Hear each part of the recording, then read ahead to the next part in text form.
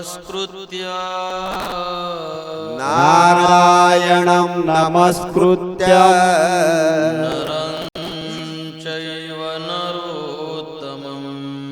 नरं चैव नरोत्तमम्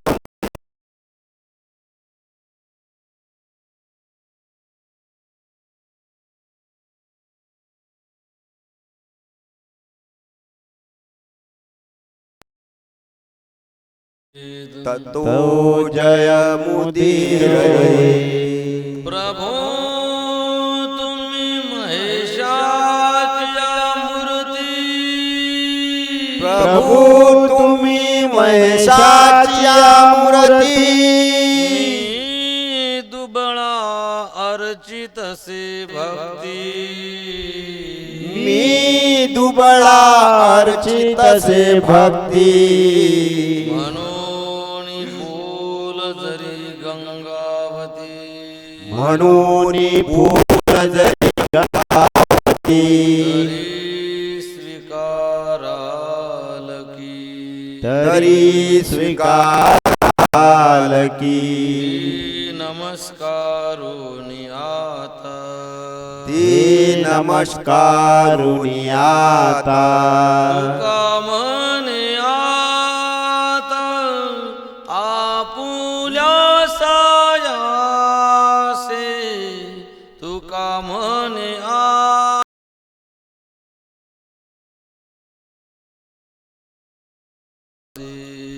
तू कामने आता आपुल्या सायासे, तू कामने आता आपुल्या सायासी, आम्हा जगदीश सांभाळावे,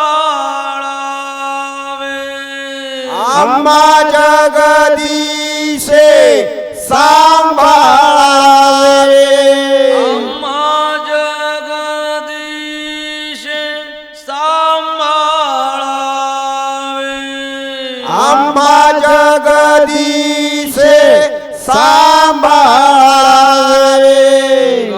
गायनाचे रे आपुलिया छंदे, गायनाचे उडे आपुलिया छंदे, गायनाचे उडे आपुलिया छंदे, गायनाचे उडे आपुलिया छंदे, सिया बलरामचंद्र भगवान की जय, पवन सुत हनुमान की जय,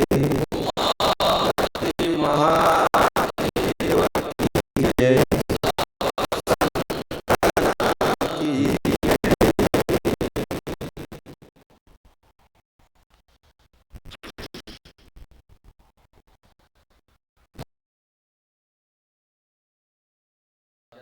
असीम निस्सीम अहेतुक कृपेने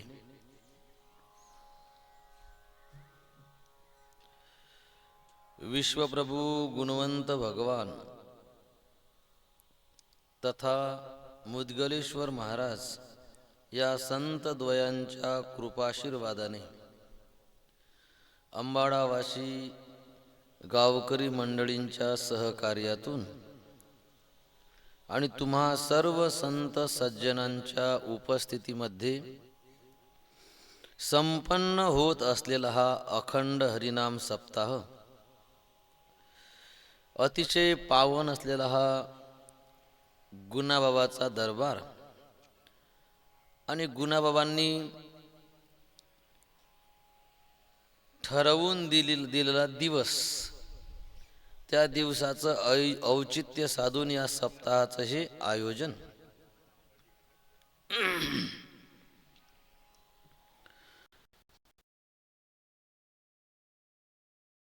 मध्ये आपण प्रभू रामचंद्राचं चरित्र श्रवण करत आहोत, रामकथा आपण ऐकत आहोत. ही जी भगवंताची कथा आहे किंवा संतांच्या ज्या कथा आहे, भगवंताची कथा संतांना सोडून नसते. रामकथा म्हणजे काय? प्रभू रामचंद्राची कथा संतांच्या शिवाय पूर्ण होत नाही. म्हणजे नाव जरी रामकथा असेल, पण प्रामुख्याने याच्यामध्ये संतांचे चरित्र सांगितले गेलेले आहेत. ज्यांच्या पोटी रामप्रभूचा जन्म आहे ते कौसल्या, दशरथ कोण आहेत? देवाचे भक्त आहेत. जे बंधू आहेत प्रभू रामचंद्राचे, लक्ष्मणजी, भरतजी, शत्रुघ्न महाराज, हे कोण आहेत? भक्त आहेत. सगळे अयोध्यावासी कोण आहेत? भक्त आहेत. आणि वनवासात गेले असताना जे जे भेटले, ज्यांच्यावर भगवंताने कृपा केली, ते तरी कोण आहेत? ते सगळे भक्त आहेत. म्हणजे रामकथा संताच्या कथेशिवाय अपूर्ण आहे, किंवा भगवंताचं वर्णन संताशिवाय होऊ शकत नाही. आणि मग अशी जी संतांची भगवंताची जी कथा आहे, तर ती कथा जी आहे ना, काय करते ती कथा? माणसाला ऊर्ध्व गतीला घेऊन जाते. ऊर्ध्ववाहिनी हरिकथा तुकाराम महाराज म्हणतात. अजून काय करते ही कथा?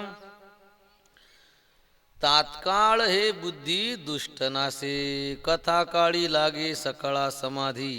तात्काळ हे बुद्धी दुष्ट नासे, दुष्ट बुद्धीचा नाश होते, वाईट विचाराचा नाश करणारी ही कथा आहे.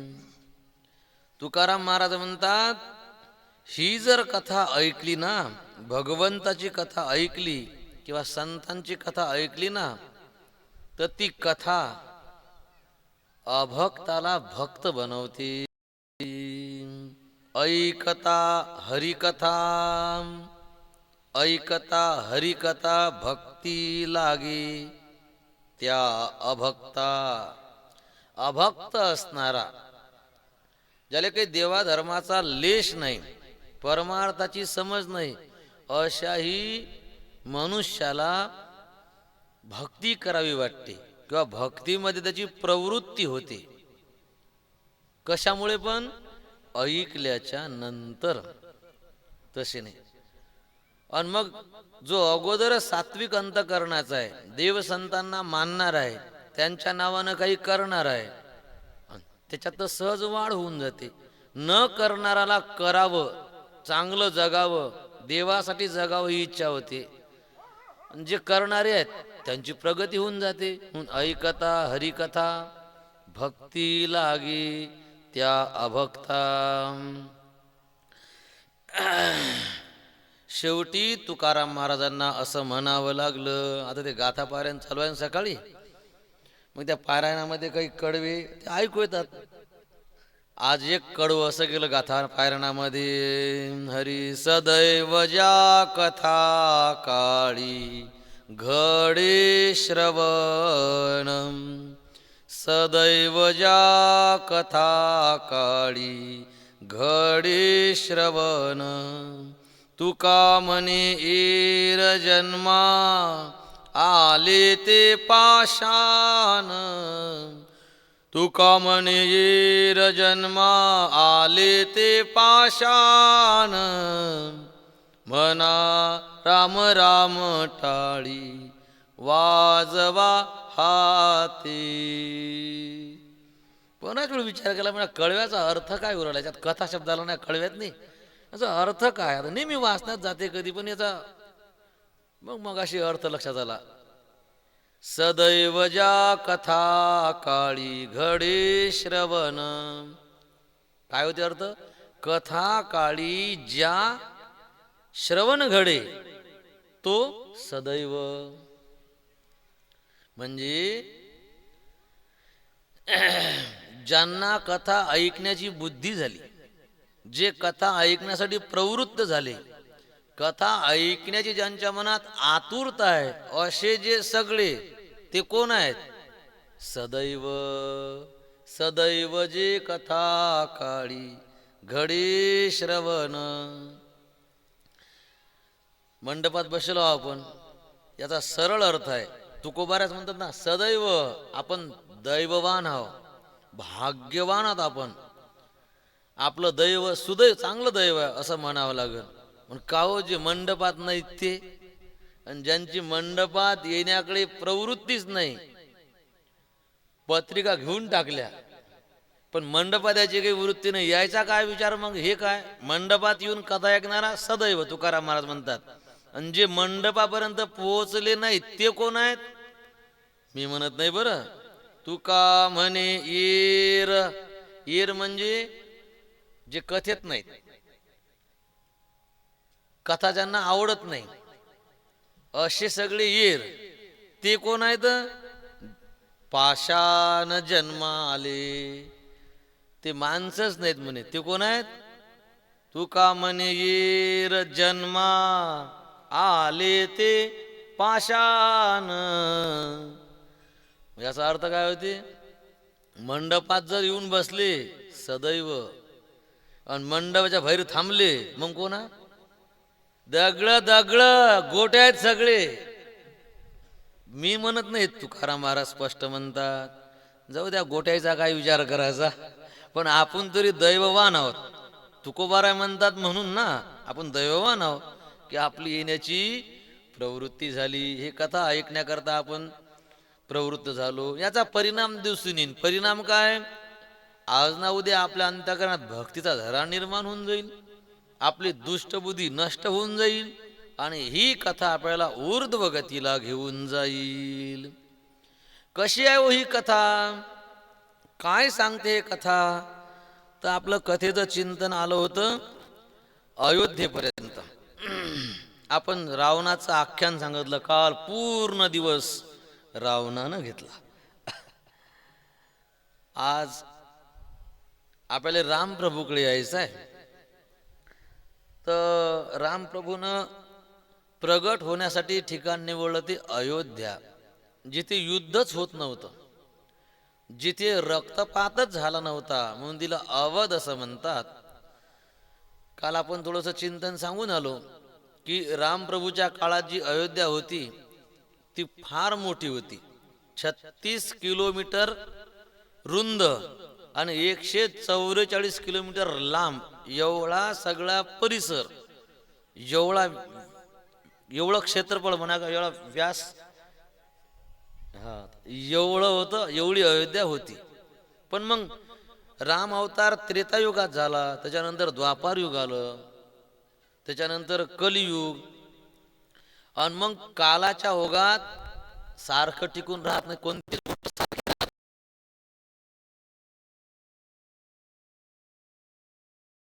जागेवर. आज आपण बसेल आहोत, ही ती लेवल नव्हती.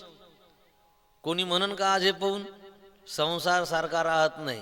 म्हणजे 10-15 वर्षाच्या काळात जर गड्ड्याची लेवल होऊन जाते, टेकड्याची समानता होऊन जाते, ओसाळ जागा आणि हिरवीगार होऊन जाते 10-15 वर्षात. तर मग आता राम अवतार त्रेतायुगात झाला होता, आणि त्रेतायुग केवढं मोठं, त्याच्यानंतर द्वापार युग. मग अयोध्या खरं शिल्लक राहील का सांगा बरं? काही ना काही बदल झाले असतील ना. नामशेष झाली होती. पुढे विक्रमादित्य नावाच्या राजानं अयोध्या कुठे होती याचा शोध घेतला आणि तिथे 360 मंदिर बांधले. आणि पुढे मग परकीयांचे आक्रमण झाले आणि ते लोक धर्मवेडे, आणि मग दुसऱ्याचा धर्माचा नाश करण्यासाठी निघाले. त्याच्यामुळे अनेकदा अयोध्येची राख रांगोळी झाली. पण मग कोणीतरी आला, पुन्हा त्यानं ते मंदिर उभे केले. अशा पद्धतीनं आज आपल्या डोळ्यासमोर ती अयोध्या आहे. आणि आपल्या डोळ्यासमोरही आपण पाहिलं की भग्न झालेली होती. तर आता एका मोठ्या अधिकारी महात्म्यानं जे आहे त्या ठिकाणी पुन्हा प्रभू रामचंद्राची काय केली, स्थापना केली. तर या अयोध्येपेक्षा खूप मोठी अयोध्या होती. आणि त्या अयोध्येमध्ये आपण काल थोडंसं चिंतन करून आलो. अयोध्येमध्ये कोणी आळशी नव्हता, अयोध्येमध्ये कोणी लबाड नव्हता, अयोध्येत कोणी क्रूर नव्हता, अयोध्येमध्ये कोणी अविद्वान नव्हता. एकदम सात्विक लोक. ते अयोध्येचं वैभव होतं. आणि त्या अयोध्येचा जो राजा होता ते होते दशरथ. आणि दशरथ राजाचं आयुष्य होतं 99,000 वर्ष. पैकी 60,000 वर्ष त्यांचं आयुष्य झालं.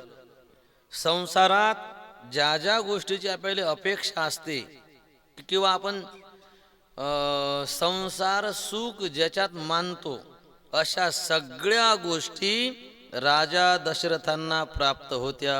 सगळं जीवनात होतं.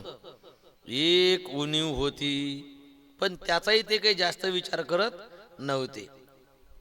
आणि एक दिवस जी उणीव आहे त्या उणीवेमुळे एक दिवस मात्र राजा दशरथांना अतिशय दुःख झालं. हरी एक बार भूपती मन माही, भई गलानी मोरे सुत नाही. राम कृष्ण हरी जय जय राम कृष्ण हरी. राम कृष्ण हरी जय जय राम कृष्ण हरी. निज दुख सुख सब गुर ही सुनायऊ. राम कृष्ण हरी जय जय राम कृष्ण हरी. कही वशिष्ठ बहुविधि समुझायऊ. राम कृष्ण हरी जय जय राम कृष्ण हरी. एक बार भूपती मन माही, भई गलानी मोरे सुत नाही. राम कृष्ण हरी जय जय राम कृष्ण हरी. राम कृष्ण हरी जय जय राम कृष्ण हरी. सिया रामचंद्र भगवान की जय. सगळे सुख होते संसारातले. कोणकोणते सुख होते काल आपण विस्तारण पाहिले, आता मी डबल सांगत नाही. उणीव फक्त एक होती की 60,000 वर्षाचं वय झालं पण संतती नव्हती. आणि एका दुःखातून सगळे सुख वजा होतात. आपण याचा काल विस्तारानं विचार केला. अंगभर कपडे आहेत, पोटभर भाकर आहे, राहण्यासाठी पक्के घर आहेत, शेतापर्यंत गाड्या घोड्या जातात, रस्ते चांगले आहेत, बऱ्यापैकी पैसा आपल्या हातात आहे, तरी पण चेहऱ्यावर नाराजी आहे. अजून काय पाहिजे माणसाला जगाले? मग का हो तुम्ही कोण असा आणि मै सासू मले बरी पाहत नाही, देणं सोडून बाकी बाकी सगळं ठीक आहे म्हणे, पण सासूच बरी पाहत नाही. मग सगळं बाकीचं बरं देणं, सासूचा विचार काढून डोक्यातून काढून टाकणं नाही काढतायत. एक सासू बरी पाहत नाही म्हणून अंगभर कपडे, पोटभर खाणं, पक्क घर, गाड्या घोड्या, पैसा याच्यात मन लागत नाही. एका दुःखातून सगळे सुख वजा होतात. मग प्रत्येकाच्या जीवनात वेगवेगळे दुःख आहेत. कोणाजवळ कोणी बिमार आहे तर कोणाची बायको चांगली नाही, कोणाचा नवरा धड नाही तर कोणाला लेकरं नाहीत, आहेत तर ते चांगली नाहीत. म्हणजे असं काही ना काही दुःख आहे. आणि त्याच्यामुळे मग जे जीवनात सगळं जे चांगलं आहे त्या चांगल्याचं आपण सुख अनुभवत नाही. जे नाही ते सोडून द्या, आहे त्याच्यात आनंद मानणं शिकाव. असं राजा दशरथासोबत सुद्धा झालं. अंतकरण अतिशय दुःखी झालं. एक इतके कष्टी झाले काय तर मला मुलं नाहीत. पण फरक इतका आहे की राजा दशरथांना एकदाच फक्त असं वाटलं की मला मुलं नाहीत. म्हणजे जे दुःख होतं, दुःखाची तीव्रता फक्त एकदाच वाढली, टेन्शन फक्त एकदा आलं. एक बार असा शब्द आहे. आणि आपण रोजही त्याच टेन्शनमध्ये राहतो. मग आता काय करावं? वशिष्ठ पुरोहित होते, गुरु होते, त्यांच्याकडे गेले. सांगितलं महाराज मोरे सुत नाही, मला मुलं नाहीत. आणि पहा मोठी माणसं बोलताना किती सावधान जपून शब्द वापरतात. आपल्या जीवनात काय दुःख आहे इतकं सांगितलं नाही आपल्या गुरुले.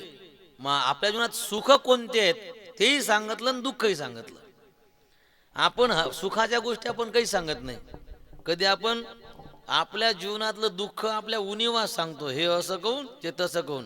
असं कधी म्हणत नाही की देवाच्या कृपेनं 10 एकर वावर आहे, देवाच्या कृपेनं मोटरसायकल आहे, देवाच्या कृपेनं नवरा चांगला आहे का बायको चांगली भेटली. हे नाही शब्द. जे जिथे फाटका आहे तेच आपण रिपीट रिपीट रिपीट करत राहतो. आपल्या जीवनात जे सुख आहे ते न सांगता निवड दुःख सांगणं हा देवाचा अपमान करणं आहे.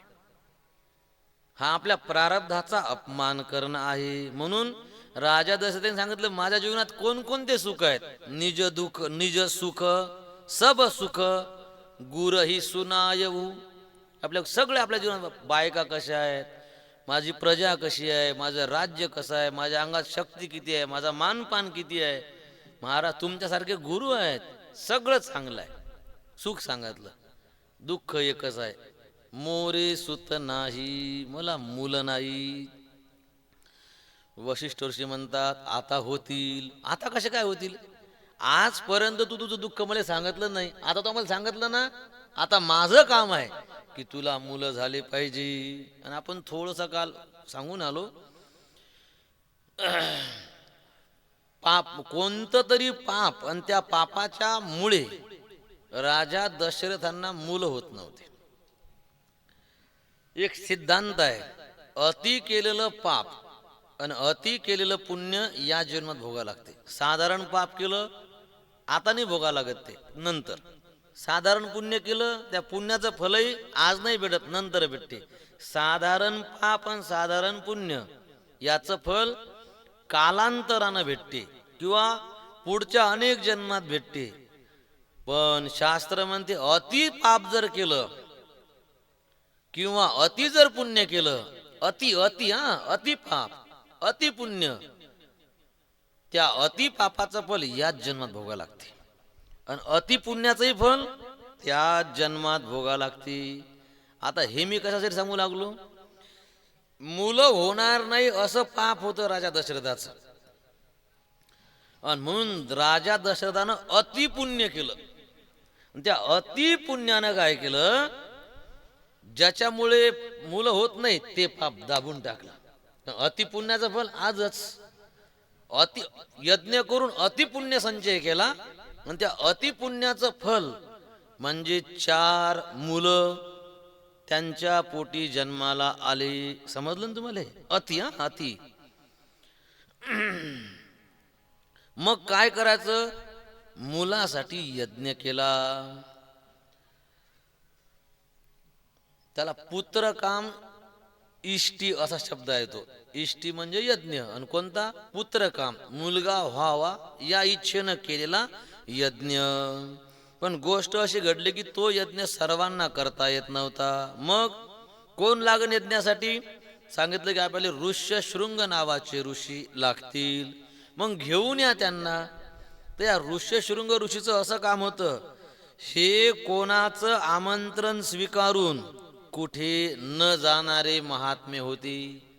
जंगलात एकांतात राहणारे हे महात्मे होते, अधिकारी होते, पण तारखी घेत नव्हते, पिशवी भरून फिरत नव्हते. कोण काही जरी देतो म्हटलं तर तिकडे मन झुकून हे काही बाहेर जात नव्हते. आता सांगा, त्यांनी जर यज्ञ केला तर मुलं होतील. दशरथ राजाला पोरं पाहिजेत आणि हा महाराज कुठे कार्यक्रमाला जात नाही. आता किती पंचायत. आता हा महाराज जर कार्यक्रमाला अयोध्येत नाही आला तर लेकर कशा काय व्हा. वशिष्ठ ऋषी बोलले, तो महात्मा येईल तर तुझ्या लेकराची 100% गॅरंटी. मग आता काय करा, मग आणाचं काम तुझं आहे. मग दशरथाचे मित्र होते इंद्र. सांगितलं, गळा इंद्रा काय म्हणता?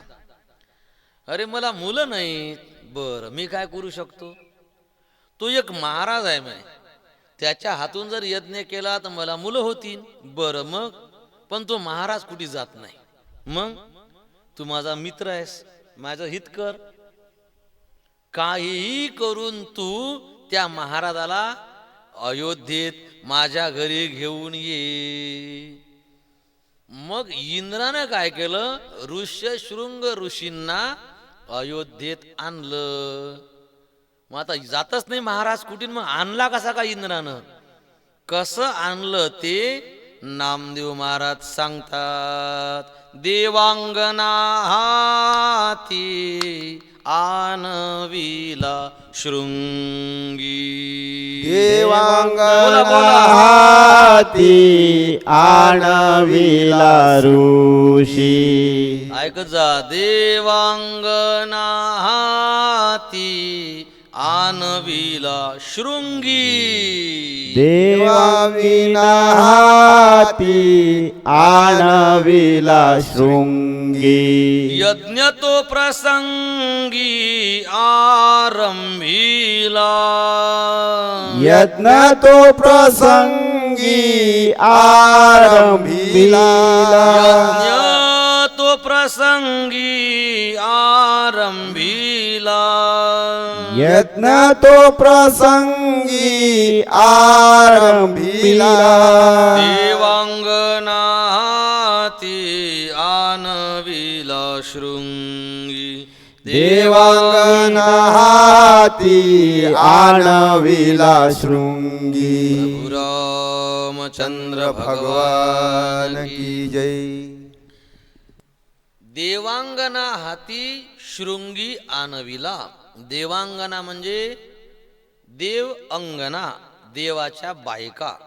अंगना म्हणजे पत्नी, कोणाची, देवाची पत्नी. म्हणजे स्वर्गात ज्या राहणाऱ्या स्त्रिया म्हणजे अप्सरा, त्या अप्सराच्या मदतीनं इंद्रानं शृंगी ऋषीला आणलं. कसं आणलं, भावार्थ रामायणात एकनाथ महाराजांना विस्तारानं सांगितलं. ते आम्ही आमचे गुरुवर्य वासुदेवजी महाराज अडगावकर ते मोठी विनोदानं गोष्ट सांगायची, पाक कसं आणलं तर हे जे शृंगी होते ना, यांच्या वडिलाचं नाव होतं विभांडक. काय झालं होतं, थोडासा कथा थोडीशी व्यवस्थित ऐका बरं, चुकीचा अर्थ करू नका. ऋषी जीवन आहे, त्रिकाल संध्या करायची. सकाळी स्नान, दुपारी स्नान आणि संध्याकाळी स्नान, त्रिकाल संध्या. आणि आंघोळ कुठे करायची, नळाखाली नाही. आंघोळ करण्यासाठी जायचं, नदीवर जायचं, सरोवरावर म्हणजे तीर्थाच्या ठिकाणी आंघोळ करायसाठी जायचं.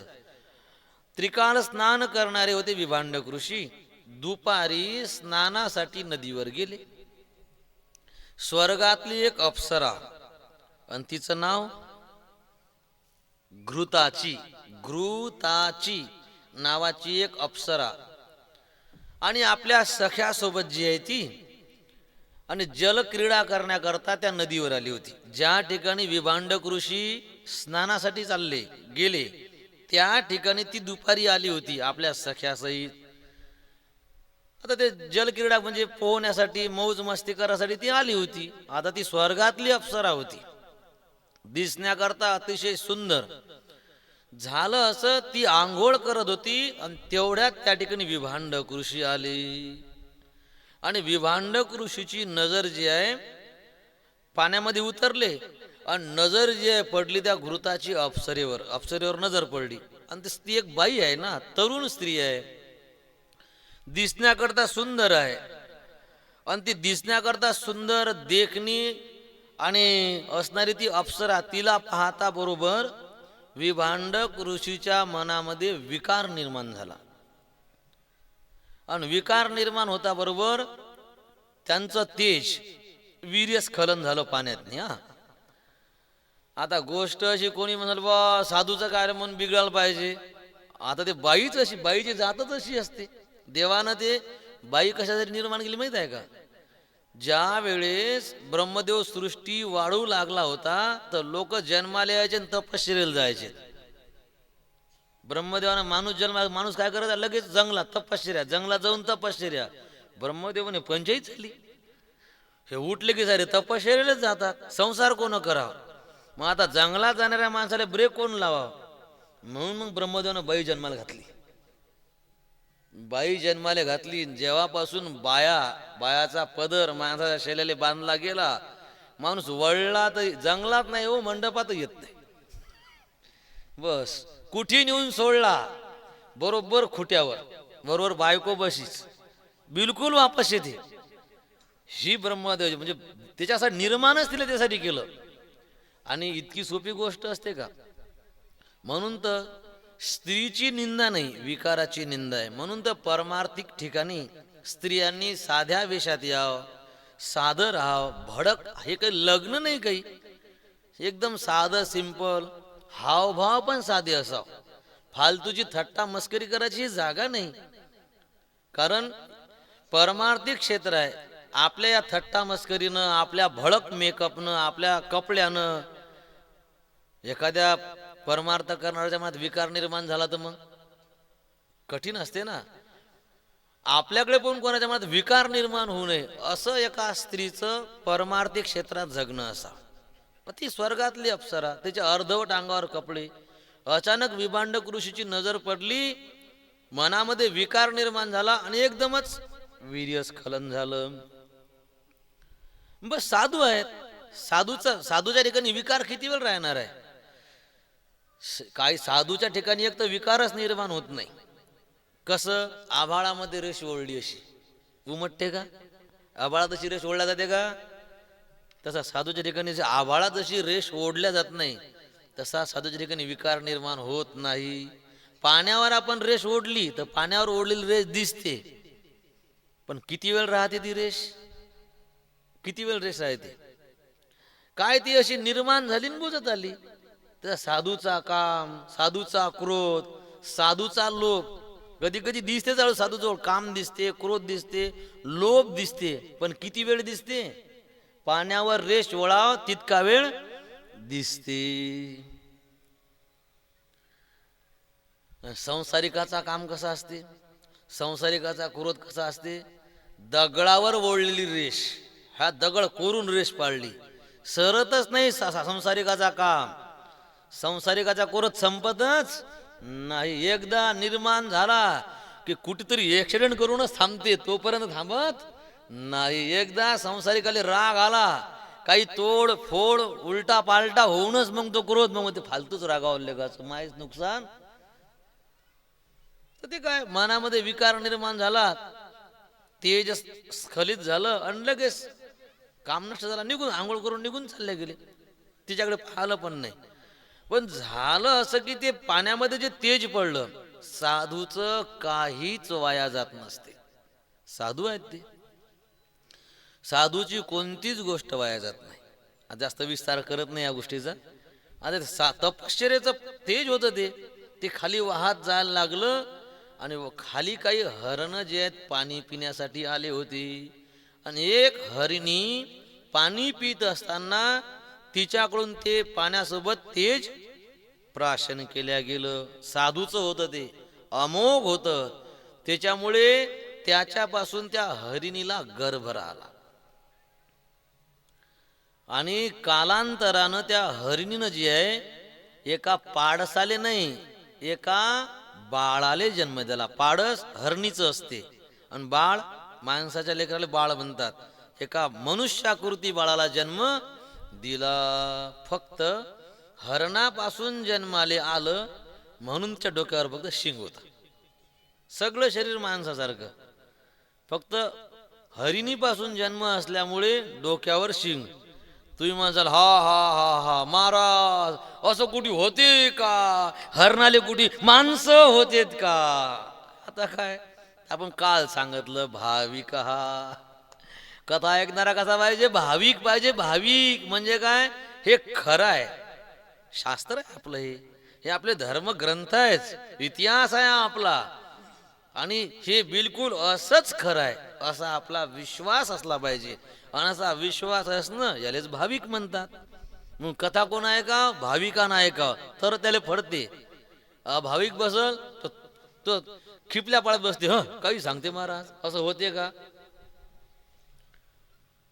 तर त्याला कथा फलद्रूप होत नाही. शिंग होतं डोक्यावर.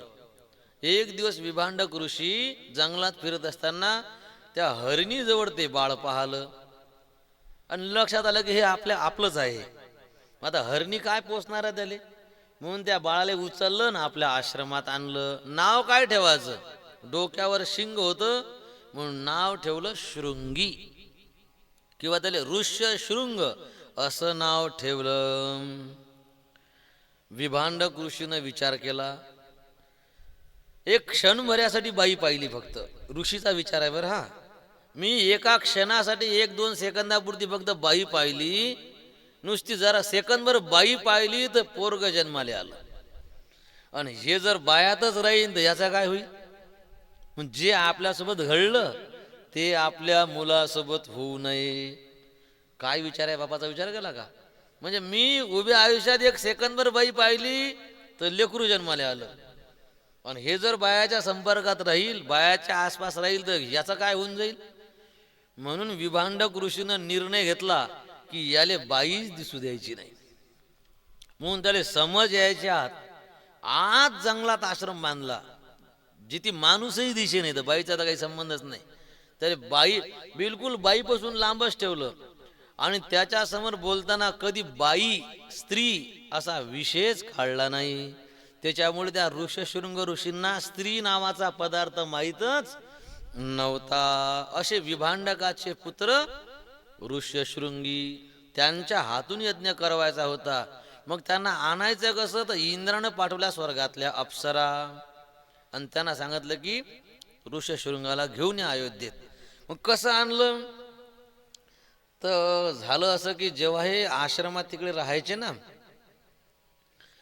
विभांडक ऋषी आश्रमातून निघून गेले की त्या ठिकाणी ह्या अप्सरा यायच्या. आता बाप निघून गेल्यावर आता आजपर्यंत या ऋष्यशृंगानं बाईच नव्हती पाहिली. आता ते बायाचे कपडे ते सगळं त्यानं पायाला, ते घाबरला कोण माहित हे म्हणून. तरुण होता, पळाला झोपडीतून लपून बसला, आणि झोपडीतून फटीतून पाहायचा असा गेले का आहेत म्हणून. त्या अप्सरा दिवसभर आश्रमात थांबेता. बाप याचा टाइम झाला की निघून जायचा. 1 दिवस 2 दिवस 4 दिवस रोज असंच. त्या बाया आल्या की हा कोण झोपडीत लपून बसायचा. आता त्याला समजेच नाही कोण प्राणी आहेत म्हणून. हे चंचल झालाय ऋष्यशृंग ऋषी. बापानं विचारलं, अरे काय गडबड आहे, तू चंचल का झाला? पण बाबा तुम्ही गेल्यावर कोणतरी ऋषी येतात म्हणे आपल्या आश्रमात, आणि ते ऋषी बाया नाही बरं, ऋषी येतात. मग त्यांच्यासाठी ऋषीच पाहिले होते आजपर्यंत. ऋषी येतात म्हणे आश्रमात, संसारी माणूस नव्हता पाहिला ना. आणि ते ऋषी दिसायला जर असे अजब असतात, मला भेव लागते म्हणे. आता विभांडकानं काही विचार नाही केला, सांगितलं अरे ऋषी आहेत, आपल्या घरी जर ऋषी आले तर त्याचा आदर मान केला पाहिजे.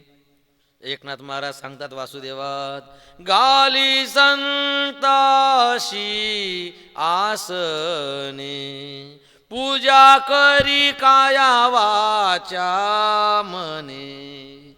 संत आपल्या घरी आले, आसनं टाकाव. घाली संताशी आसने, आसनं टाकाव म्हणजे त्यांना बसा म्हणून विनंती कराव, त्यांना बसवाव आणि त्यांची पूजा कराव.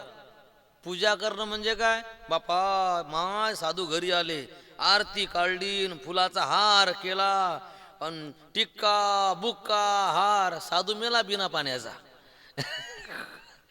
साधू मेला का कोण्या टाइमने कुठून निघला होता देव जाणे. नाही बापा साधूची पूजा करायला लागते. महाराजांनी सांगितलं, अरे पूजा म्हणजे काय? त्या साधूची ज्याची अपेक्षा आहे ते त्यांच्या समोर हजर करणं, याले पूजा म्हणतात. पूजा करी काया वाचा मने. ते निरांजन ताट आणि हार फुल काढू नये असं नाही, पण 1 मिनिट विचार करावा, यांना सध्या अर्जंट गरज कशाची आहे, त्यांना ते पोहोचवणं ही संसारिकाची पूजा असते. सांगितलं अरे संताची पूजा करावं, त्यांना आसनं टाकावं बसण्यासाठी, त्यांचं आगत स्वागत करावं. बरं बरं म्हणे. काय झालं की 8 दिवसापासून नजरेतनी त्या बायाच बसल्या होत्या. आता आज हे वाट पाहत बसला की काही बाया येतात म्हणून त्या, कारण रूप सुंदर रूप होतात ना ते, पण वाट पाहत बसला. ते स्त्री शरीरच तसं आहे. काही वेळानं त्या अप्सरा आल्या. मग आज घाबरला नाही. या या या या बसा बसा बसा बसा, आणि त्यांना बसवलं. आगत स्वागत सगळं झालं, गोष्टी झाल्या. थोडंसं मग अजून गाणं बजावणं नाचणं याचा कार्यक्रम झाला. संध्याकाळी चालल्या गेल्या. दुसऱ्या दिवशी आल्या, तिसऱ्या दिवशी आल्या. आता गोष्ट अशी घडली की याले त्याशिवाय गमेच नाही, त्या बायाशिवाय माहीत नाही बायात म्हणून, बायाशिवाय गमेच नाही. रोजही वाट पाहत बसत जा. जप तप बंद, पारायण बंद, काकडा बंद, हरिपाठ बंद. 8 दिवस फक्त बायात राहा, तुम्हाला 9व्या दिवशी देवधर्म करा वाटत नाही. लय ताकद आहे. जंगलात राहणाऱ्याची पण गोष्ट आहे बरं, हे गमत नाही माणसाले. आपत आहे म्हणून तर पहिलेच लांब राहावं लागते, थोडंसं अंतर ठेवावं लागते. अरे व्हायचं कसं की मग आता 8 दिवसात चांगली ओळख झाली ना, मग ऋष्यशृंग बोलायला लागले. तुम्ही कोण आहा म्हणे. ते म्हणे आम्ही ऋषी. हा हा ऋषी, हा ऋषी, हा बरोबर आहे. पण फरक, मी पण ऋषी आहो म्हणे. मी ऋषी, तुम्ही ऋषी, पण आपल्यामध्ये फार मोठा फरक आहे. म्हणून जरा असा डाऊट येते की तुम्ही ऋषी नसाल. मग काय फरक आहे. मग त्याने सांगितलं की सगळ्यात मोठा फरक तर गोष्ट अशी आहे म्हणे की माझे शरीर पाबर असं लेवल आहे आणि तुमची छाती वर आलेली आहे, तुमचे ऊर निघलेले आहेत, आपल्यात सारखेपणा नाही ना. मग त्यावेळेस त्या अप्सरा म्हणतात, अरे हे काय विशेष आहे. पाय तुझ्या डोक्यावर शिंग आहे का नाही, आमच्या डोक्यावर शिंग आहेत का नाही. मग तसं आम्हाला शिंग नाहीत ना, तसं तुले हे मोठी छाती नाही आहे, तुले शिंग आहे म्हणून तुले ऋष्य शृंग म्हणतात. आमच्या छातीवर मोठे मोठे गंड असल्यामुळे आम्हाला गंड ऋषी म्हणतात. आता विकाराचा स्पर्श नव्हता, काही संसार डोळ्यानं पाहिलाच नव्हता, जंगलात होते त्यामुळे याचा लगेच भरोसा बसला. निष्काम म्हणजे मन स्वच्छ होतं ना. असाल बरोबर, तुम्ही गंड ऋषी आहा का म्हणे. हो. म्हणे अजून फरक आहे म्हणे आपल्यात. मग काय फरक आहे. आता जंगलात राहणं आहे, थंड्या पाण्यानं आंघोळ आहे आणि तेल पाणी केसाला लागत नाही, तर केस कसे होतील. मग कंगवे नाहीत, मग केसाच्या बनल्या जटा. म्हणे माया केसाच्या जटा व्हायला आहेत, पण तुमचं एक एक केस निस्ताईल असे आहेत, मोकळे मोकळे केस आहेत.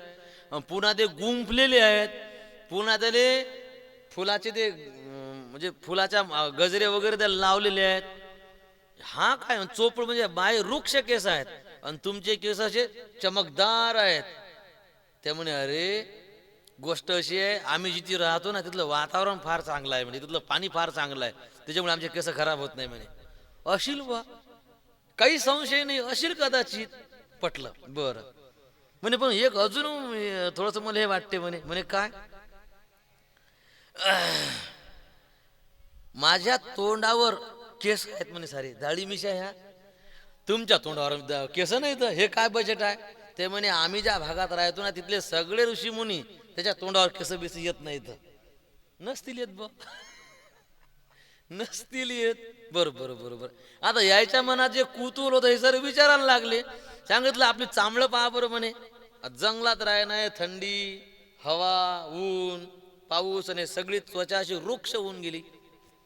सांगितलं तुमची चांबडी पहा बरं म्हणे, अशी चमचम चमकू लागली म्हणे, चोपडी तेल दिसते म्हणे. हे कसं काय.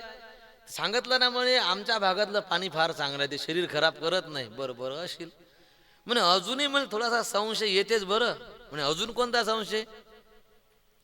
तुमच्या अंगावरचे कपडे माझ्या अंगावरचे कपडे फरक पहा बरं म्हणे. याने नेसली झाडाची साल, त्याला वलकल म्हणतात, झाडाची साल लावली होती पण ती हिच्यावरच गुडघ्यापासून वरच फक्त लात झाकापुरती साल होती, बाकीचं अंग उघडं होतं. माझ्या अंगावरचे कपडे पहा बरं, माझ्या झाडाची साल नेसली म्हणे. तुमच्या अंगावरचे वलकल तर अलगच आहेत म्हणे, नरमगार आहेत, मलमलचे नरमगार आहेत, रंगीबेरंगी आहेत आणि अंगभर आहेत. हे असं कसं काय म्हणे. आमच्याकडे झाडं जितके चांगले आहेत त्या झाडाची साल आहे म्हणे. अशील सगळं. मग त्या आता अप्सरा काय करायच्या, येताना मग काही खा प्यासाठी घेऊन यायच्या. याच्या हातावर टेकवल्या खुर्मा, खुरुम टेकवली म्हणजे याला खाऊन पाहिली, चांगली लागली. म्हणे हे काय होतं म्हणे, शिंदोया. म्हणे शिंदोया तर आमच्याही जंगलात आहेत पण अशा नाही का. ते म्हणे मग आमच्याकडे जरा चांगले झाड आहेत म्हणजे शिंदोयाचे त्याच्यावर. मग आता हातावर लाडू टेकवला मोतीचूरचा. विकार निर्माण करायचा आहे ना, अन्न विकार निर्माण करते. विकार निर्माण होईल तेव्हाच हा तिकडे येईल का नाही. त्याला भुलून तिकडे न्यायचा आहे ना, तो स्वतःच्या मनात तारीख घेत नाही कुठची. तो होऊन तिकडे आला पाहिजे. म्हणून त्याच्या अंतर्गत रजोगुण निर्माण करणं सुरू केला. त्याला लाडू खाऊ घातला, त्याला बासुंदी खाऊ घातली. म्हणे हे काय आहे म्हणे, हे दूध आहे. आता ते आटवलेलं दूध, काजू बदाम पिस्ते टाकून साखर घातलेलं ते दूध. म्हणे दूध तर आमच्या इथे गाईचं आहे पण इतकं टेस्टी नाही म्हणे. आमच्याकडे गाई म्हणजे कामधेनू सारखे आहेत म्हणे. मोतीचूरचा लाडू म्हणे हे काय आहे म्हणे, आमच्या इकडे झाडाचे फळ आहेत, हे लाडू कुठे झाड लागत असतात का? हे सगळं झालं, असं खाऊ घातलं आणि बस त्याच्या शरीराला ते सवय पडली, पोटामध्ये अन्न उतरलं आणि मग तो रोज वाट पाहायचा त्या बायाची, खुश राहायचा बिलकुल. त्या बाया गेल्या की उदास व्हायचा. त्या इतक्या भारी त्या अप्सरा त्या यायच्या त्या, आणि त्याला आलिंगन द्यायच्या, तशा त्याला कवट्यात घ्यायच्या त्या बाया, कवट्यात घ्यायच्या. हो लांबवा लांबवा, हे काय करता, हे काय करता, लांबवा. त्या अप्सरा त्याचे मुके घ्यायचे, चुम्बन घ्यायचे, त्याच्या मुके घ्यायचे. अरे रे रे लांबवा, हे हे असं काही करू नका, काय हे? अरे म्हणे ही कृपा करणं आहे म्हणे, याला कृपा करणं म्हणतात. म्हणजे आम्ही ऋषी ज्याच्यावर प्रसन्न होतो ना त्याच्यावर कृपा करतो म्हणे. ही आमची कृपा करायची पद्धत आहे. आता कृपेची पद्धत काय असते? आशीर्वाद देणं, डोक्यावर हात टेकवणं, पाठीवर हात थापटणं, याच्यापेक्षा काका डोळे भरून पाहणं, हे कृपेची पद्धत आहे. पण हे कोणती कृपा आहे म्हणे? आमच्या भागात ज्याच्यावर आम्ही प्रसन्न होतो ना त्याच्यावर अशीच कृपा करत असतो म्हणे.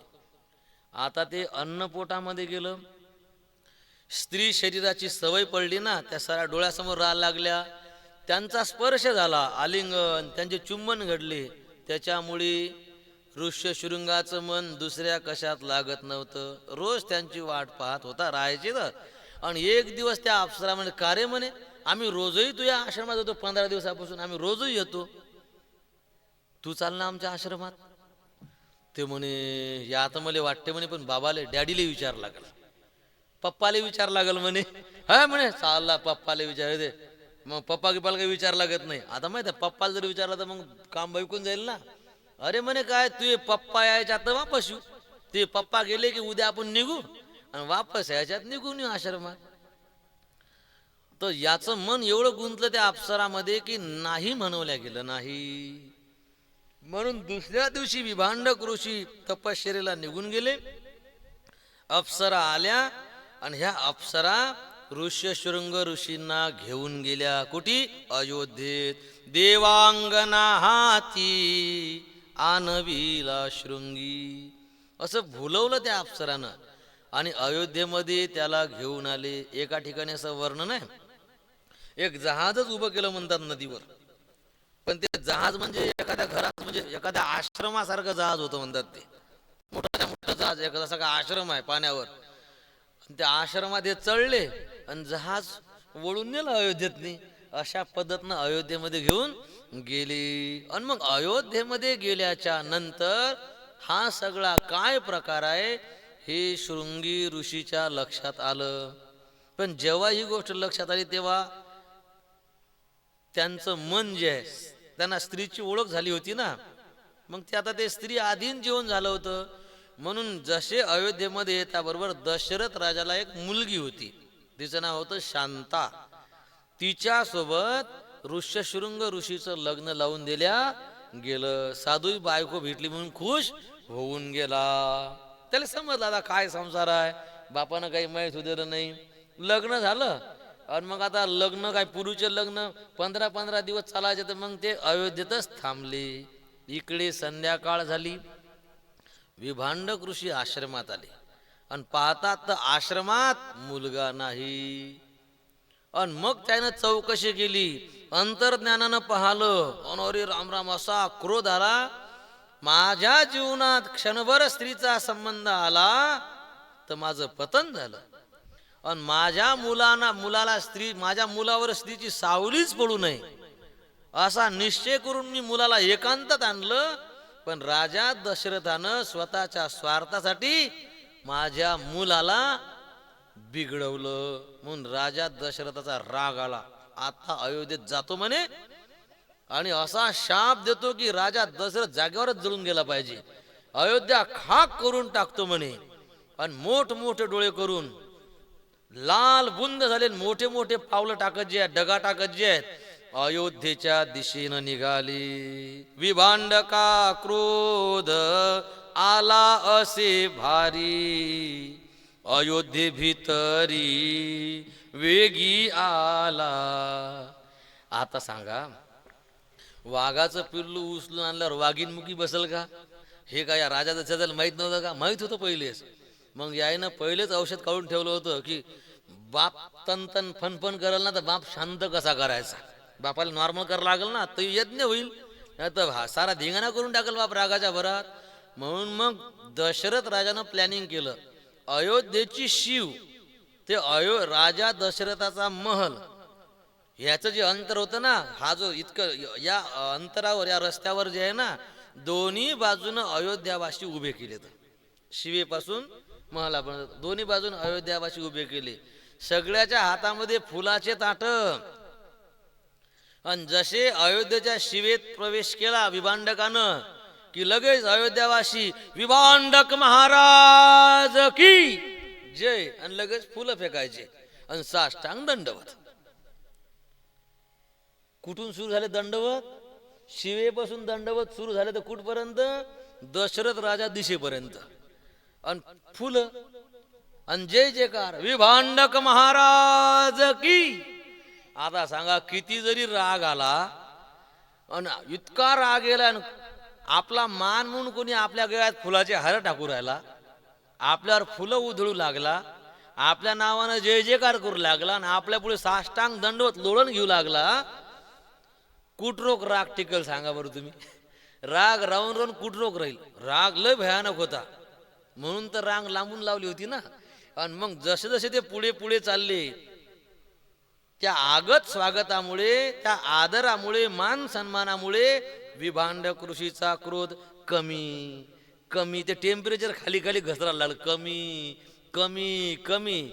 आणि दशरथाच्या सभेत येईपर्यंत राग शिल्लक राहिला नाही. कोणाच्या कानामागे द्यासाठी राग आला पाहिजे. कोणाला शिवी द्यायची असेल तर पहिले राग आला पाहिजे. इथे तर राजा दशरथाला शाप द्यायचा होता, तर बिना रागाचा शाप कसा द्यावा सांगा बरं? आता रागच नाही राहिला, राग ठेवलाच नाही काही, राग सारा खतम झाला. विभांडक ऋषी ढिलेगार होऊन गेले. त्याले समजे की मी आलो काय साठी, पण मला होऊ काय लागलं. ही ताकद आहे नम्रतेमध्ये.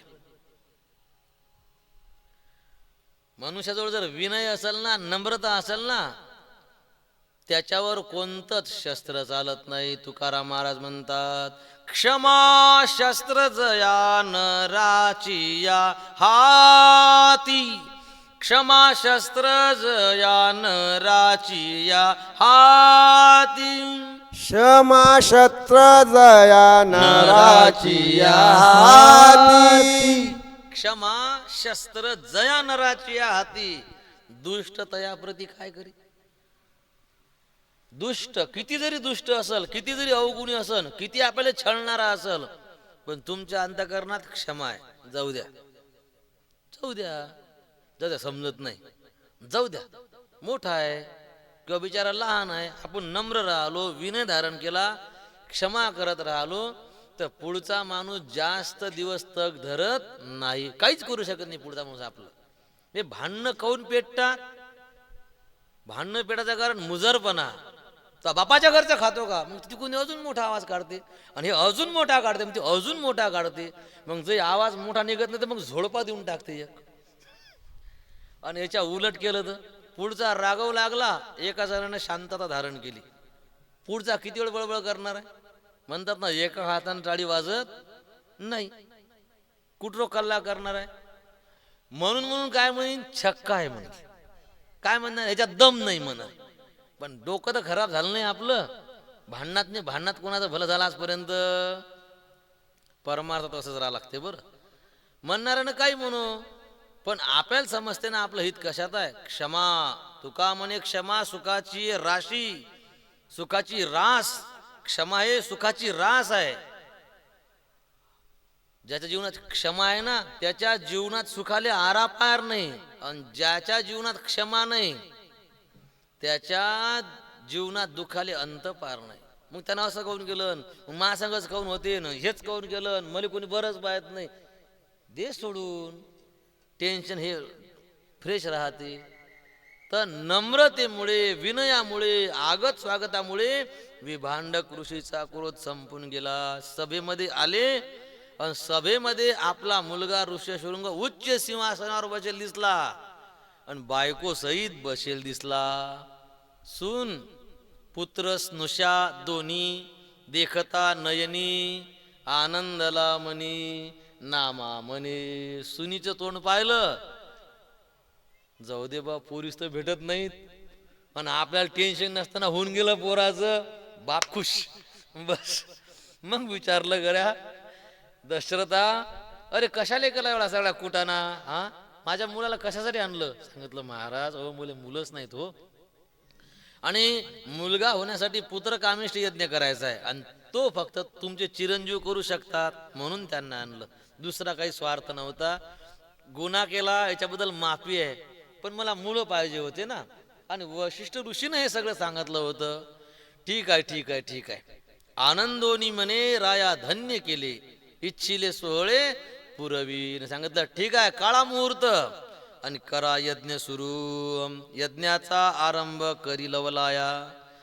पुसोनी आचार्य वशिष्ठाशी यज्ञाला सुरुवात झाली. आरंभीला यज्ञ, संतोष सर्वत्र. सगळे अयोध्यावासी खुश झाले का, आता आपल्याला राजकुमार पाहण्यासाठी मिळेल, आता आपल्या महाराजांना लेकरं होतील. सगळेजण आनंदी होते. आणि यज्ञाची पूर्णाहुतीची वेळ आली, आणि काय अधिकार ऋषशृंग ऋषीचा.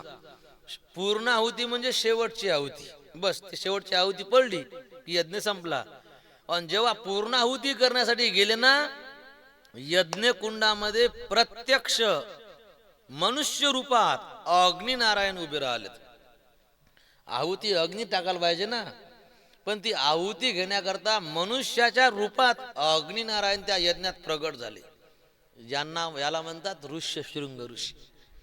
काय ताकद होती, प्रत्यक्ष अग्निदेवता उभी केली डोळ्यासमोर. केवढा अधिकार असेल. अग्निनारायण संतोष पावला, प्रत्यक्ष तो आला कुंडातुनी, आणि येताना आपल्या हातामध्ये प्रसाद घेऊन आला. पायस ते पात्र घेऊन या करी, शृंगी झडकरी बोलत असे. शृंगी झडकरी बोलत असे. पायस पात्र म्हणजे पै म्हणजे दूध, आणि दुधापासून बनलेला एक घट्ट पदार्थ, पेळा म्हणा किंवा अजून काय असेल, दुधापासून बनलेला एक घट्ट पदार्थ पायस म्हणतात. ते एका भांड्यात घेऊन अग्निनारायण आले तर, आणि ते शृंगी ऋषीचा टेकून सांगितलं, हे पा हे प्रसाद घ्या, आणि हा प्रसाद राजाच्या राण्यांना खाऊ घाला, याच्यापासून त्यांना संतती होईल. हा पण एक इशारा दिला. हा प्रसाद आहे, आणि हा प्रसाद सेवन करण्याकरता उशीर करू नका. तुम्ही जर हा प्रसाद सेवन करण्यासाठी उशीर लावला तर त्याच्यामुळे तिथे काहीतरी विघ्न निर्माण होईल. हे कोण सांगितलं? अग्निनारायणानं. म्हणून प्रसाद सेवन करायला उशीर लावायचा नाही, पहिल्याच पंक्तीत बसायचा. हे सांगेल ना, असं अग्निनारायणानं सांगितलं. आणि त्याचा अनुवाद नामदेव महाराजांना केला. विलंब करिता विघ्न ओढविल, सत्वर वहिले भाग करा. विलंब करिता विघ्न ओढविल. अग्निनारायण निघून गेले. शृंगी ऋषीनं ते प्रसादाचं भांड वशिष्ठांच्या हाती दिलं. सांगितलं, महाराज तुमच्या हातानं याचे हिस्से कर. भाग, 3 बायका होत्या ना, कौसल्याजी, सुमित्राजी आणि कैकेयी आई साहेब, याचे भाग करा. तर 3 सारखे भाग केल्या गेले, आणि त्या प्रसादाचे 3 भाग जे आहेत राजा दशरथांना दिल्या गेले. सांगितलं की आता तू तुझ्या हातानं तुझ्या पत्न्यांना हे दे. विभाग सत्वर वशिष्ठाने केले, राया बोलविले सन्निधाची. आता 3 जणी उभ्या आहेत जवळजवळ, आणि मग ते 3घींना प्रसाद द्यायचा आहे. तर झालं असं, देत असताना पहिला जो भाग राजा दशरथानं पहिला भाग उचलला, आणि पहिला भाग ठेवला कौसल्याच्या हातावर. दुसरा भाग उचलला तो ठेवला सुमित्रेच्या हातावर, आणि राहिलेला जो तिसरा जो तुकडा होता, भाग होता, तो प्रसादाचा हिस्सा भाग, तो तिसऱ्यांदा जेव्हा कैकेयीला देण्यासाठी गेले तर कैकेयीनं तो प्रसाद घेतला, पण ती रुसली, तिला राग आला. का राग आला? राग यायचं कारण की मला शेवटी दिला प्रथम तो भाग कौसल्येसी दिला, तेने क्रोध आला कनिष्ठेसी. कनिष्ठ म्हणजे लाईनी, लाईनी म्हणजे कैकई. गोष्ट अशी होती की ही दिसायला सुंदर होती, कैकई म्हातारपणात केली होती ना. कौशल्य आई साहेब धर्मपत्नी आहेत. पहिली बायको धर्मपत्नी असते.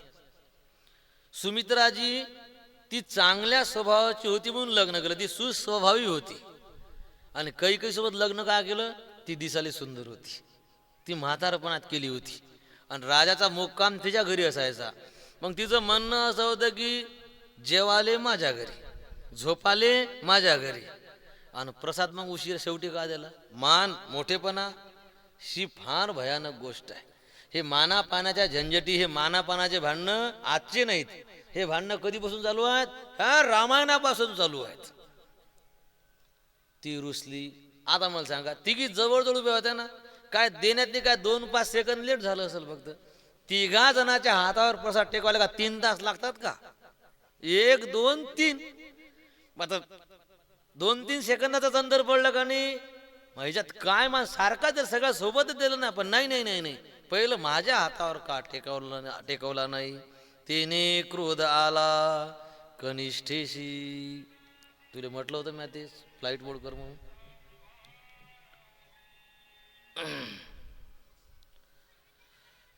हरी सद्गुरुनाथ महाराज की जय. आणि मग कैकई प्रसाद घेतला बरं, पण कैकई आई साहेब रुसल्या.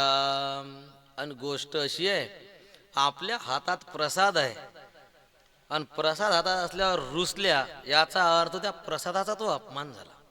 अपमान कोणाचा होता? तो त्या प्रसादाचा अपमान झाला. यज्ञातून आलेला तो प्रसाद आहे, पुत्राचं सुख देणारा तो प्रसाद आहे, आणि तो आपल्या हातात आहे. आणि कपाळावर आठ्या पडलेल्या आहेत, गाल फुगेल आहेत, नाकातून गरम श्वास बाहेर येऊ लागला. हा काय झाला? हा अपमान कोणाचा आहे? त्या प्रसादाचा हा अपमान होता. मग प्रसादानं ठरवलं की आता माझ्या म्हणजे मी हिच्या जवळ असताना ही रुसली ना, तर मग आता आपण हिच्या नशिबात नाही, आता आपण हिच्या सोबत जायचं नाही.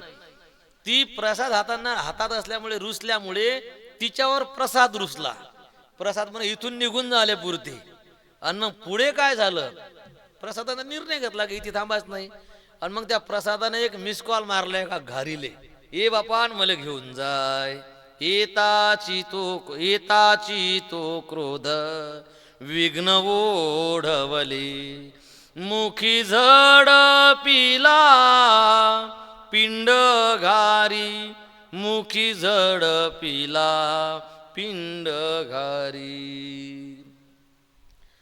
जशी ती रुसता बरोबर त्या प्रसादाचा तो अपमान. आणि प्रसादानं ठरवलं की आता हिच्या सोबत राहायचं नाही. आकाशातून एक घार आली आणि त्या घारीनं तो प्रसाद जो आहे आपल्या चोचीमध्ये धरला आणि उडून गेली. झालं. याले म्हणतात मानापानाचा परिणाम. बयही गेली आणि बयची अग्निनारायणाचा प्रसादही गेला आणि प्रसादासंग लेकर व्हायची आशाही चालली गेली. प्रसाद काय साठी? लेकर व्हायसाठी. म्हणून परमार्थ ही रुसण्या फुगण्याची, मोठेपणाची, घमंड दाखवण्याची जागा नाही. किती गेप सांगा, भजन, कीर्तन, हे भागवत, हे सप्ते, हे रागावण्याची, रुसण्या फुगण्याची, घमेंड दाखवायची जागाच नाही. हो, मग दाखवली तर मग काय? मग दाखवल्यावर असं होते की त्याच्यापासून फायदा काहीच नाही होत. त्याच्या आपण या कार्यातून जे पुण्य निर्माण होते किंवा या कार्यातून जे आपलं जीवन बदलून जाणार आहे, आपल्यावर जे देव संतांची कृपा होणार आहे, त्या देवा संतांच्या कृपेला आपण मुक्तो का? इथे या वातावरणात रुसणं फुगणं म्हणजे हा त्या देवतेचा अपमान आहे. म्हणून तो कोण्या मंदिराचा अध्यक्ष मेंबर कधी होऊ नये. कारण आपला क्रोध, आपला राग, आपला रुसवा, आपला मोठेपणा त्या साधूचा आपल्यासाठी शाप आहे. आपल्याला समजत नाही ना आपण काय करू लागलो ते, तर आपला गलत निर्णय त्या आपल्या संसाराचं वाटोळ येरी कोणाच काय सर काय सांगा बरं. म्हणून या जागेवर इथे तर व्यवस्थितच राहिलं पाहिजे. म्हणून तर कधी कधी आपण जे मंदिरची बॉडी बनवताना तर कशी बनवली पाहिजे विचार आहे, त्याला बुद्ध्या असल्या पाहिजे. कारण आपण त्याला बनवतो पण त्याच्या संसाराचं वाटोळ होऊन जाते चुकीचे वागल्यामुळे. म्हणून ज्याला समज आहे देवा धर्माची असाच या ठिकाणी असला पाहिजे. मंदिरातला पुजारी, तिथे राहणारी मंडळी, तिथे आता संस्थांवर जे लोक राहतात ना, हे देवा धर्माची समज असलेले लोक पाहिजेत. नाही ते संस्थांचं वातावरण भंग करून टाकतात आणि स्वतःच वाटोळं करून घेतात. त्यांना शिकवावं इथे कसं जगलं पाहिजे, कसं वागलं पाहिजे. आमचे गुरु महाराज म्हणायचे का हो आम्हाला म्हणत, आता एवढं मोठं संस्थान आणि सगळे ओळखीचे लोक, पण असं वाटायचं आहे की आपण घरी जावं. मग घरी असल्यावर मग घरच्यासारखाच कारभार. आपण म्हणतो ना घर समजून वागा बरं, असं आपण घर समजून वागा असं म्हणतो ना आपण. तुमचं घर समजूनच राहा बरं, घर समजूनच जेवा बरं. मग तसंच जगणं असं जायचं आमचं. एक दिवस जो चिडले आमच्या का हो हे संस्थान तुमचं घर होय का म्हणत, आमचे गुरु महाराज म्हणत. घर होय का म्हणजे घरच समजतो ना, घरच समजून वागायचो ना आम्ही सगळेजणच घर समजून वागायचो. ते म्हणे तुमचं घर नाही हे संस्थान आहे. म्हणजे घरी कोणते नियम नसतात. घरी उठाचा नियम असते का, घरी जेवाचा नियम असते का, घरी कोणते कपडे घालावं हा नियम असते का, घरी कोणता झोपाचा कोणता नियम असते, घरात कोणता नियम असते बरं. कोणताच नियम नाही, त्याला घर म्हणतात. मनमानी स्वैर त्याला घर म्हणतात. आणि आमचे गुरु महाराज म्हणे घर नाही हे संस्थान आहे आणि संस्थानचे नियम असतात. संस्थानावर किती वाजता उठायचं, संस्थानावर दिवस कसा घालायचा, संध्याकाळी किती वाजता झोपायचं, संस्थानावर किती जेवायचं, हे काय संस्थानचे नियम आहेत. संस्थानावर नियम असतात. नियमात राहा. आलं का लक्षात, नियमात राहा. आपण आपल्या घरी नाही. आणि इथे जर आपण नियमाच्या बाहेर गेलो तर मग काही सारखी अवस्था आहे. येताची तो क्रोध विघ्न ओढवली. प्रसादाचा अपमान झाला काही मुळे, तिला वाटलंही नाही बरं. तसं आपल्या लहान सहान गोष्टीमुळे या मंडपाचा इथल्या देवतांचा अपमान होऊन जाते. म्हणून तर हे करणारे लोक पहिले ऐकासरी पाहिजेत. करणाऱ्याच्या डोक्या जागावर आले की सगळं बरोबर होऊन जाते. सण पण मंडपातले करत नाहीत. हे कोण असतात, समोर पुढचेच लोक करतात ना सगळं हे, नेमके तेच ऐकायला नसतात. म्हणून तर ऐकता हरिकथा, हरिकथा ऐकल्यावर तात्काळ दुष्ट बुद्धीचा नाश होते, अभक्तही भक्त बनते. अशा गोष्टी असतात कथेमध्ये समजतात. मग आता काय अगो मग रडायला लागली काही. आता मोठेपणाची इच्छा केली, मोठेपणा तर भेटलाच नाही. आणि थोडाफार जो फायदा होणार होता त्या फायद्याला लाभाले मुकून गेलो. मोठेपणासाठी कधी माणसानं रुसून बसू नये. माय पत्रिकेत नाव कोणी टाकलं, मग टाकलं तर मग बारीक अक्षरात कोण टाकलं, हो मग मोठे अक्षर आहे पण मग खाली काऊन टाकलं, हो वरही टाकलं तर बा नावापुढे गु काऊन नाही लावला. मग आता कुठून गु आणावतो नावापुढे लावायला सांग बरं. गु म्हणजे गुरुवर्य, बरं ते गुरुवर्य काय म्हणजे किती झंझटी बाबा सांगा आता काय. अरे या भागवतात ज्या संताच्या निमित्तानं भागवत सप्ताह, ज्या देवाच्या निमित्तानं कीर्तन महोत्सव आहे, त्याची स्तुती कमी असते, करणाराची स्तुती जास्त असते. तुम्हाला पटणार नाही गोष्ट हे, पण कीर्तनासाठी उभं राहाला, भागवत करू लागला, पण आमचे साहेब, आमचे भाऊ आणि यांच्या स्नेहामुळे आणि हे कीर्तनासाठी आमचे भाऊ फार चांगले आहेत असं जेव्हा म्हणतो ना आपण, असं जर मी इथे म्हणीन ना तर तो गुणाबाबाचा अपमान आहे. इथे सगळ्यात मोठं कोण आहे, गुणाबाबा.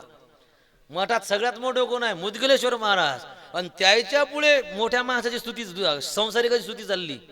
बिड्या फुकणाराची, तंबाखू घोटणाराची, ढकणं फोडणाराची, मटणं खाणाराची स्तुती चालली. कोणाचा अपमान आहे हा, कोणाचा अपमान आहे. एका साधू पुढे विषयासक्त जीवाची स्तुती, अपमान आहे त्या देवतेचा. म्हणून तर आपलं जीवन छिनभिन झालेलं आहे. मोठेपणाची ही जागा नाही. आणि भेटला मोठेपणा इच्छा न करता तर ठीक आहे, देवाची इच्छा सोडून द्याव, त्याच्यातही गुंतून राहू नये. कैकेयीच्या मोठेपणासाठी रुसली ना, अगोदर मला का दिला नाही? बरं तोंडावर रुसली, बरं समोर सवती उभ्या आहेत, कौसल्या आणि सुमित्राची पाहू लागल्या, आपल्याला अगोदर दिलं म्हणून हिनं तोंड गाला फुगवले.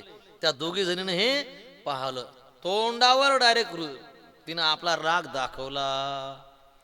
प्रसादाले मुकली. प्रसाद शब्दाचा अर्थ कृपा करा आपल्या जीवनात, आपण कृपेले मुक्तो याच्यामुळे. पण पहा, मोठे माणसं मोठेच असतात. कैकेयीला अगोदर दिला म्हणून, कौशल्याला अगोदर दिलं म्हणून हिला राग आला होता. पण मग कौशल्या मातेने विचार केला, आता हा प्रसाद आहे, हिच्या जवळचा गेला, आता हिले मुलं होणार नाहीत. म्हणून कौशल्या आई साहेबांनी काय केलं, आपल्या प्रसादाचे 2 भाग केले. आणि आपल्या प्रसादात एक भाग जो आहे कैकेयीच्या हातावर टेकवला. ती रडू लागली होती ना, आता मला लेकरं होणार नाही म्हणून, तिच्या हातावर प्रसाद टेकवला. हातावर प्रसाद आला म्हणजे आता मला मुलगा होईल. तिचं रडणं थांबलं. बापा जाऊ दे, आता भेटला ना मला. तिचं रडणं थांबलं. रडणं थांबलं पण उदाशी गेली नाही. उदाशी गेली नाही, चेहऱ्यावर उदाशी होती. आणि धार्मिक कार्यक्रमात उदास राही नाही, बरोबर नाही ना. तर सुमित्राजीने काय केलं, आपल्याही प्रसादाचे 2 भाग केले. आणि त्यातला एक भाग जो आहे कैकेयीच्या हातावर टेकवला. कौशल्या आई साहेबांनी दिला, रडणं थांबलं. आणि सुमित्राजीनं प्रसाद दिला, उदाशी गेली. काऊन गेली? दोघीपेक्षा मला जास्त आहे. जेवढा माझ्याजवळ आहे इतका दोघीत आहे. म्हणजे माया गेल्यावर मला इतका एकदम तिचे रडणे थांबलं, एकदम ती प्रसन्न होऊन गेली. मोठं होण्यासाठी मोठं काम करावं लागते. बरं सगळ्या जगाले असं वाटते आपण मोठं व्हावं, लोकांना पाहिलं मोठं मानाव, आणि काम सारे हलकट करतो आपण. कोणाच्याही पोटी देव येते का?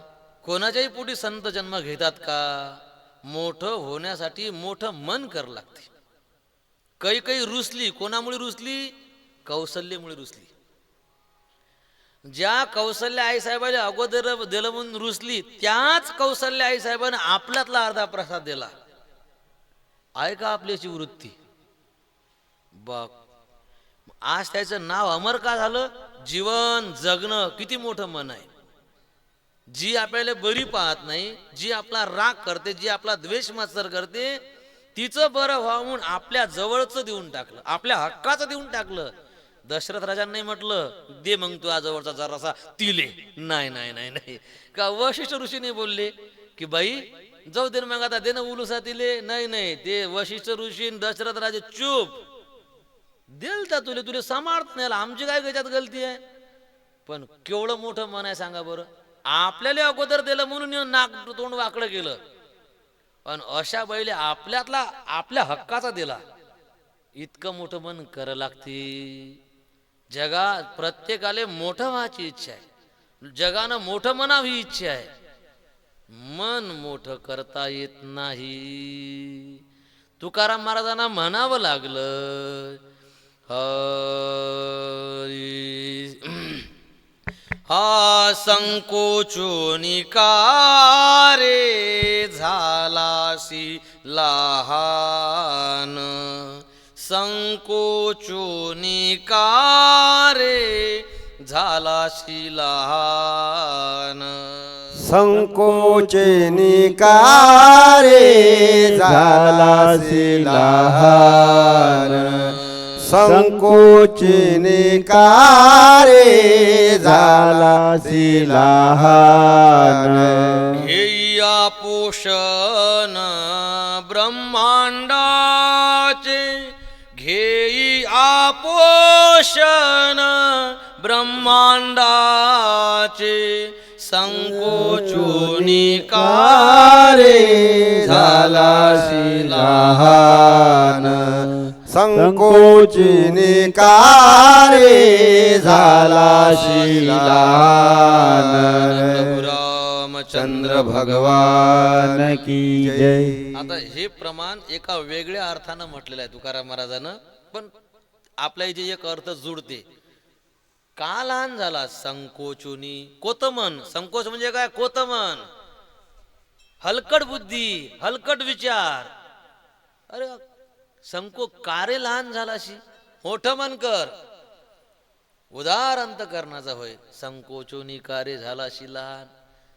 उदाहरण सांगू का लगेच लक्षात येईल. पंगत करायची, हो मग करायची ना. मग भाजी काय करता, करणार डाळ भाजी, भाजीपाला लय महाग आहे. संकोचोनी कारे झालासी लहान. कोत म्हण लक्षात आलं ना, संकोच. हा मग काय लय गोळ कर लागते, लय लोक असतात, लय पंक्ती बसतात, लय पैसे जाते. संकोचोनी कारे, हे जे मनात विचार उठते ना आपल्या, हे असं मनाचं विचार येते याले म्हणतात लहान होणं, हलकट मनोवृत्ती. आणि वृत्ती अशी आहे, जीवन असं आहे. आणि अपेक्षा, लोकांना साऱ्यापेक्षा मोठं मानावं हे आहे. मोठं होण्यासाठी मनही लय मोठं करावं लागते. आणि हे रामायण शिकवती. कौसल्या आईसाहेबानं आपल्यातला एक भाग काढून दिला, याले म्हणतात मोठं मन. म्हणून पोटी राम आले. बरं ठीक आहे, मग आता काही प्रसाद भेटला होता का नाही. आता सुमित्राजीला काही द्यायची गरज होती का, नाही. ती बाई कशी माघारेन मोठेपणात, असं कसं. तिनं डबल मोठं मन केलं. म्हणजे गरज होती म्हणून काही कौशल्या साहेबांनी दिला, आणि गरज नव्हती तरी पण सुमित्राजीने दिला. म्हणजे सुमित्राजी कौशल्या आई साहेबापेक्षा मोठ्या ठरल्या. आता इतकं मोठं मन केलं, काही आनंदून गेली. आणि मग त्या राण्यांनी जे यथावकाश तो प्रसाद लगेच सेवन केला. कारण उशीर करू नका म्हणून सांगितलं होतं. उशीर झाला थोडा वेळ, तर घारीनं तो उचलून नेला होता ना. त्या राण्यांनी तो प्रसाद सेवन केला, आणि त्या प्रसादामुळे त्या सगळ्या गरोदर राहिल्या. पण का त्या घारीनं नेला याची वाट काय झाली. गोष्ट अशी होती, एक तर तो प्रसाद दिव्य होता. त्या दिव्य प्रसादाले सामान्य मनुष्य स्पर्श करू शकत नव्हता. अनेक क्षुल्लक तिर्यक योनीतली घार, तिनं तो उचलून न्या, ती जळून खाक व्हायला पाहिजे होती. पण ती त्या प्रसादाला स्पर्श कसा काय करू शकली. त्याचं कारण ती घार अनेक वर्षापासून या प्रसादाचीच वाट पाहत बसली होती. तिचा जन्मच त्या प्रसादासाठी होता. म्हणजे ती घार पूर्वजन्मामध्ये एक अप्सरा होती. सुवरच्या नामे स्वर्गीची देवांगना, ब्रह्मशापे जाना घारी झाली. त्या घारीचं नाव होतं सुवरच्या. ती राहायची स्वर्गात, आणि ती नर्तकी होती. एकदा ती ब्रह्मलोकात नाचण्यासाठी गेली. आपण काल विस्तारानं पाहिलं, गुण गुण आपल्या अंगात अवगुण आणते. नाचणारी होती, चांगली नाचायची, तिले मान होता. दारू पिऊन नाचायला गेली. माझा नशा आहे, नशेमध्ये ती नाचताना चुकली, ब्रह्मदेवासमोर चुकली. आणि ब्रह्मदेवाले राग सांगत, तू काही इथे राहायच्या लायकीची नाही, कुठे दारू पिऊन याव. दारू प्यावच नाही, ठीक आहे पिली बस, पण कुठे प्याव आणि कुठे हे तुला काही समजत नाही. म्हणून तू स्वर्गात राहायच्या लायकीची नाही, जा तू घार होशील. तिला शाप दिला, ब्रह्मशापी जाना घारी झाली. आता सांगा, ब्रह्मलोकात दारू पिऊन ती नाचली म्हणून तिला घार व्हायचं काम पडलं. आता जे दारू पिऊन भजन करतात, का हो तुम्ही दारू पिऊ नका, त्याच्याशिवाय भजनात रंग येत नाही म्हणतात. थोडी थोडी टाकली की मग म्हणजे थंडीने वाजत, आवाज कमी नाही होत, सगळं मग असं गमते. सांगा आता भयानक कंडिशन झाली. हे भजने आता बरेचदा हे तबला पेटीवाले तर सगळं दारू पितातच, बयाचा काही भरोसाच नाही. तुकडोजी महाराजवाले तर लय आमच्या गावात पाहिलं म्हणून सांगतो बरं, कोणाची निंदा झालंच ती नाही. पिल्याशिवाय तर भजनात रंगत चढत नाही. तुकडोजी महाराजांना हेच सांगितलं की थोडी थोडी घेत जा आणि मग भजन करत जा, नाही का. काय ती घार झाली. आणि आपण जर व्यसन करून जर भजन केलं तर भजन भजनासाठी नाही आहे, आनंदासाठी आहे. आणि नशा केल्यावर काय होते, माणूस शुद्धीवरच नसेल तर आनंद कसा काय भेटेल सांगा बरं. शुद्धीवर राहून माणसानं भजन केलं पाहिजे. अरे झोपीत भजन केल्यावरही आनंद देत नाही भजन. ते शुद्धीवर भजन करावं लागतं, शुद्धीवर राहून. जपात नाही बसतात काही. आता महाराज काही बंद करत नाही लवकर, मग झोप नाही सुरू, मन नाही सुरू, कुच का द्या. झोपतात काय? हा, डोळे बंद करू म्हणून लागली, एकाग्र होऊन म्हणून लागली म्हणतात मी. झोपून का आपण जपात बसतात तरी झोपतात तरी. काही काही महात्मा जप पाहिलं की बाहेर पळतात, माणूस दिसतच नाही जपाचा जपात. माणसानं जप तळी पार करून टाकला, माणसं घाबरतात जपासाठी. भजन व्यसन करून ब्रह्मदेवाचा शाप भेटला म्हणून ती घार झाली. मग आता गुन्हा झाला, तिनं पाय धरले, मग आता माझं पतन झालं, माझा उद्धार कशानं होईल. सांगितलं की मुलाच्या इच्छेनं राजा दशरथ यज्ञ करील आणि त्याची बायको कैकई हातात प्रसाद असताना रुसील, तर तो प्रसाद उचलून घेऊन जाणं, त्या प्रसादाचा स्पर्श झाला की तुझा उद्धार होऊन जाईल. म्हणून तिने ती प्रसाद ती उचलू शकली. पण तिला या गोष्टीची आठवण नव्हती. तिला वाटलं प्रसाद खाव, पण वायुदेवतेनं तिच्या हातून ते प्रसाद हिसकावून घेतला. पिंड घारीने झडपिला आणि घारीपासून वायुदेवताने हिसकावून घेतला. आणि तो प्रसाद जो आहे ऋष्यमुख पर्वतावर, ऋष्यमुख पर्वती अंजनी तप करी, आठविला अंतरी सदाशिव, तपाची अंती शिव झाले प्रसन्न, माग वरदान काय इच्छा. अंजनी नावाची वानरी तपश्चर्या करत बसली होती ऋष्यमुख पर्वतावर. आणि मग भगवान शंकर प्रसन्न झाले. सांगितलं, बाई काय इच्छा आहे? म्हणे मले मुलगा पाहिजे. वानरी बरं, अंजनी वानरी. म्हणे मुलगा पाहिजे म्हणे. ठीक आहे, दिला. अरे हो, काय दिला? तू मुलगा पाहिजे म्हणते ना. हो मुलगा पाहिजे, मग दिला. दिला तसा नाही दिला. माय लग्न झालेलं आहे, मला तसेच लेकर झाले असते. तर तपश्चर्या केल्याशिवाय लेकर होत नाहीत का? होतीच लेकर. पण मी लेकरासाठी तपश्चर्या केली, तर माझी काही इच्छा असेल ना. मला मुलगा पाहिजे, पण कसा पाहिजे? हा, नुसता मुलगाच नाही पाहिजे मले, तो तर नवऱ्यापासून झालाच असता. मला विशेष मुलगा पाहिजे. कसा मुलगा पाहिजे? येरी म्हणे तुझं ऐसा, तुझं ऐसा, तुमच्यासारखा, शंकरासारखा. येरी म्हणे तुझं ऐसा व्हावा मज पुत्र, ज्ञानी भक्त पवित्र उत्तम गुणी. असा मुलगा झाला पाहिजे. असे लेकरं नवऱ्यापासून होत नाहीत, म्हणून तपश्चर्या करायला लागते. कसा पाहिजे? तुमच्यासारखा. मायासारखा म्हणजे तरी कसा? तुमच्यासारखं ज्ञान असलं पाहिजे. शंकरजी ज्ञानी आहेत ना, आदिनाथ गुरु. तुमच्यासारखा ज्ञानी भक्त, तुमच्यासारखी भक्ती असली पाहिजे. भजन करी महादेव.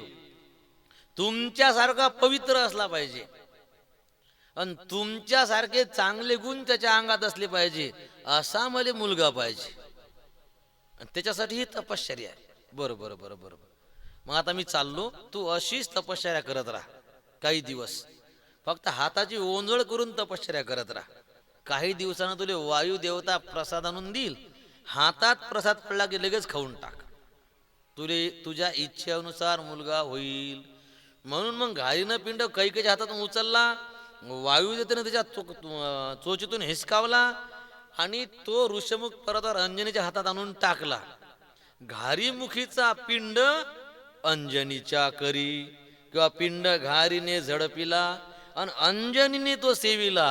अंजनीच्या तपासाठी महारुद्र आले पोटी. पवन सुत हनुमान की जय. आपण पहिले भक्ताचा जन्म केला, पहिले रामप्रभू जन्माला आले, मग हनुमंतराय जन्म आहे. तर मग अशा प्रकारे हनुमंतराय त्या प्रसादापासून बनलेले आहेत. इकडे त्या प्रसादाच्या प्रभावानं तीनही राण्या गरोदर राहिल्या. यथावकाश 9 मास भरल्या गेले. सगळी अयोध्याच नाही, त्रैलोक्य आनंदी होतं. का रावणाच्या अत्याचारानं सारे पिडून गेले होते. तर मग सगळेजण भगवंताच्या प्रगट होण्याची वाट पाहत होते. 9 महिने पूर्ण झाले. स्वर्गस्थ देवता आल्या. आणि गर्भात असणाऱ्या भगवंताची स्तुती करून गेल्या. आता भगवान परमात्मा येणार आहेत. मग भगवान परमात्मा कधी आले त्याचं वर्णन साधू संतांनी केलेलं आहे. भगवान परमात्मा आले उत्तम महिन्यात आले. सगळ्यात उत्तम महिना कोणता? चैत्र. उत्तम हा चैत्र मास. उत्तम हा चैत्र मास. ऋतु वसंताचा दिवस. ऋतु वसंताचा दिवस. ऋतू वसंताचा दिवस. ऋतू वसंताचा दिवस. आजची 31 डिसेंबर आहे, उद्याची 1 जानेवारी. आता पण हे आपलं नवीन वर्ष नाही, पण काय आपल्या बुद्ध्या कुणीकडे. आपलं नवीन वर्ष आहे गुढीपाडवा. चैत्र महिन्याचा पहिला दिवस ते आपलं नवीन वर्ष आहे. आणि त्या महिन्यात, चैत्र महिन्यात एका महिन्यात 2 पक्ष, शुद्ध पक्ष आणि कृष्ण पक्ष. मग पक्ष कोणता होता? शुक्ल पक्ष. बरं बरं बरं बरं. एका पक्षामध्ये तिथी असतात 15. प्रतिपदा, द्वितीय, तृतीय, चतुर्थी, पंचमी, अशा 15 तिथी असतात. मग तिथी कोणती होती? तर प्रत्येक तिथीला असं वाटलं की माझा भगवंतानं स्वीकार करावा, म्हणजे या तिथीला देवानं या. म्हणून सगळ्या तिथ्या प्रभू रामचंद्र समोर उभ्या राहा. सांगत देवा म्हणे काय आमची इच्छा आहे, म्हणे काय तुम्ही या तिथीला या. म्हणून प्रतिपदा म्हणे तुम्ही प्रतिपदेले या. प्रभू रामचंद्र म्हणतात येतो मी प्रतिपदेले, पण तुझे विशेष काय आहे ते सांग. तुम्ही ह्या सगळ्या तिथी आहेत ना, तुमच्या सगळ्या तिथीचं काहीतरी विशेष काय सांगा. तुमच्याजवळ काय चांगलं आहे सांगा. आणि मग तुमच्यातल्या जिचं मला चांगलं वाटल त्या तिथीले मी येईन. हा प्रतिपदामध्ये मग ते पुढे जायचं कामच नाही, नंबर मायाच लागते. मग कसं काय सांगितलं? गुढीपाडवा कधी असते? प्रतिपदेलेच असते ना. गुढीपाडवा नवीन वर्ष. देवा माझा स्वीकार करा. प्रतिपदा. रामप्रभू म्हणे पसंत नाही पडलं. बली प्रतिपदा. देवानं म्हणाले. मग द्वितीय आली. सांगितलं भाऊबीज. 2ले बीज म्हणतात. भाऊबीज, तुकाराम बीज, अक्षय तृतीया. तृतीया अक्षय तृतीया सांगायला लागले. तुही नाही पाहिजे. मग ते म्हणे बाबा चतुर्थी म्हणे. मग मला सगळे ओळखतात. संकष्ट चतुर्थी सगळे ओळखतात. देव म्हणे चाल निघ, तुही गरज नाही. मग आली पुढे ऋषी पंचमी, वसंत पंचमी, आणि एकमेकाला भरवतात ते रंगपंचमी. तिचाही स्वीकार केला नाही. मग आली षष्ठी, नाथ षष्ठी. आणि एक षष्ठी 60 वर्षांना येते. सांगा 60 वर्षांना येते म्हणजे त्याचं किती महत्व असेल. ती आता येऊन गेली 5-7 वर्षात. या कपिला षष्ठी, तिलाही पसंत केलं नाही. मग ते म्हणे मी रथसप्तमी. चाल हकाल तुझी घनगडी. अष्टमी म्हणे मी जन्माष्टमी. तिचाही स्वीकार केला नाही. त्या तिथ्याला इतकी घाई झाली. अष्टमी झाली का नाही तर नवमीले काय सांगा. नवमीच्या काहीच नव्हतं. तिला काय सांगावं समजेच नाही. ती काही बोलली नाही म्हणून दशमीने तिला बाजूने हकाललं आणि सांगितलं विजयादशमी. नवमीचा नंबर कॅन्सल करून टाकला. विजयादशमी. लगेच मागून एकादशी. देवा एकादशी तशीच तर पावन आहे. प्रत्येक एकादशीचं वेगवेगळं महत्व आहे.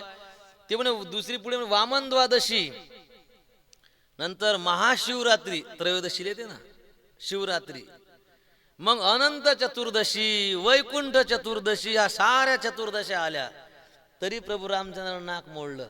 मग आल्या पौर्णिमा, वट पौर्णिमा, बुद्ध पौर्णिमा, नारळी पौर्णिमा, गुरु पौर्णिमा. भगवंतानं कानात बोटा घातली, बस झाली. इतके काही सांगू नको, पसंत नाही. मग आल्या अमावस्या. अमावस्याही रिजेक्ट केल्या. म्हणजे कोणी राहिलं का तर नवमीची मान खाली होती. सांगितलं तू ओळख करून दिली नाही. नवमीले म्हणे नवमी तू काही तुझी ओळख करून दिली नाही. ते म्हणे देवा ओळख करून द्यासारखं माझ्याजवळ काही नाही. घरी गेल्यावर सगळ्या महिन्यातल्या नवम्या चेक करा. आता कोणत्याच नवमीले काहीच नाही. नवमी तिथी हे रिक्त आहे, खाली खाली रिकामी तिथी आहे, रिक्ता. देवा खरं सांगू का म्हणे, मी रिक्त आहे म्हणे, माझ्याजवळ काही नाही. रिक्त म्हणजे खाली, मी खाली आहे, रिकामी आहे, माझ्याजवळ काहीच नाही. देव म्हणतात मग तेच तर मला पसंत आहेत, जे रिकामी आहेत, जे खाली आहेत, तेच मला पसंत आहेत. तुकाराम महाराज म्हणतात, काम क्रोधे केले घर रीते रीते, हा, काम क्रोधे केले घर रीते, तू कामने देह भरिला विठ्ठले, तू कामने देह भरिला विठ्ठले, काम क्रोधे केले घर रीते, घर रीते, काम क्रोधे केले घर रीते. विकारानं घर खाली केलं, हे आपलं अंतकरण सारं विकारानं भरेलं आहे, सगळे विकार देऊन थांबलेले आहेत. त्या विकारानं घर खाली केलं की मग विठ्ठले देह भरला. देव काय येत नाही आपल्या अंतकरणात, आपल्या जीवनात देव काय येत नाही. देव म्हणतात जिथे मला जाऊन राहायचं ना, तिथे दुसऱ्या गोष्टी अगोरून बसला येतात, आणि देवाले दुसरं सहन होत नाही. देव म्हणते मी पाहिजे ना, तर मग मी एकटाच, मला दुसरा पसंत नाही. आपलं म्हणणं असं आहे की हेही राहू द्या आणि तुम्ही येऊन बसा. देव म्हण नाही. पैशाची हाव राहू द्या, खाची इच्छा राहू द्या, आणि सांग तुम्ही या विकार. देव नाही नाही, ते नाही तर मी. आपण तुमची गरज नाही आम्हाला काही, आम्हाला हेच बरे आहे. मग आपण संसार काही बाजूने काढायला तयार नाही, म्हणून देव येऊन राहत नाही. सांगितलं देवा, देवाले रिक्त पाहिजे. सांगितलं देवा मी रिक्त आहे.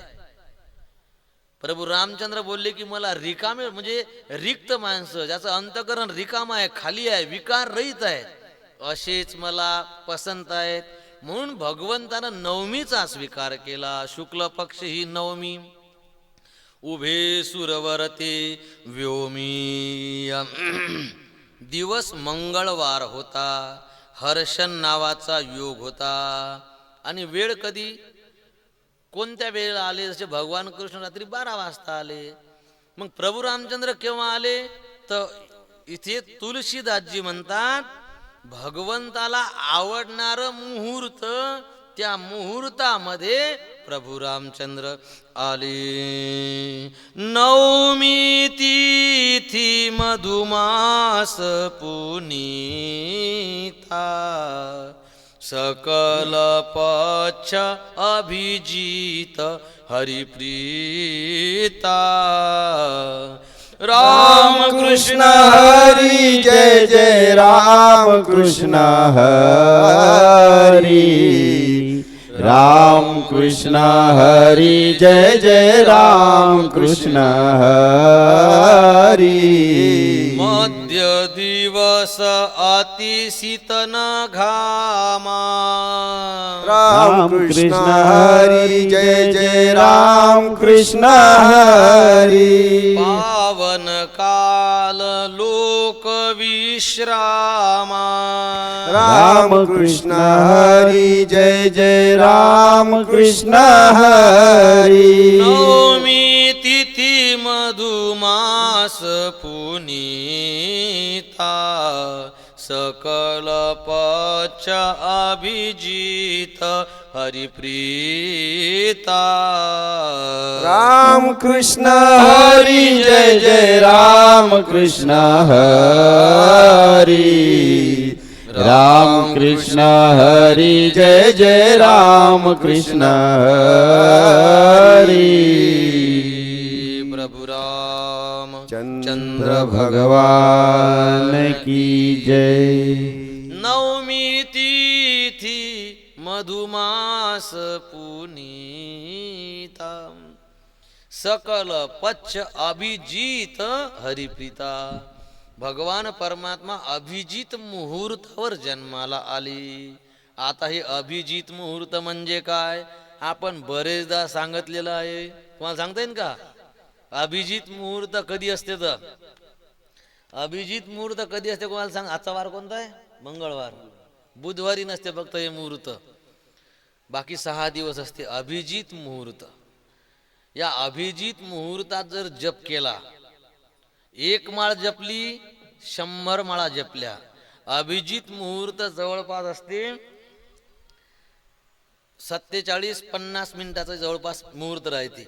म्हणजे 47 मिनिट जर जप केला तर गुणिले 47 गुणिले 100 करा. जेवढा आकडा येते ना तितका तास जप केल्याचं पुण्य भेटते आपल्याला. आलं लक्षात.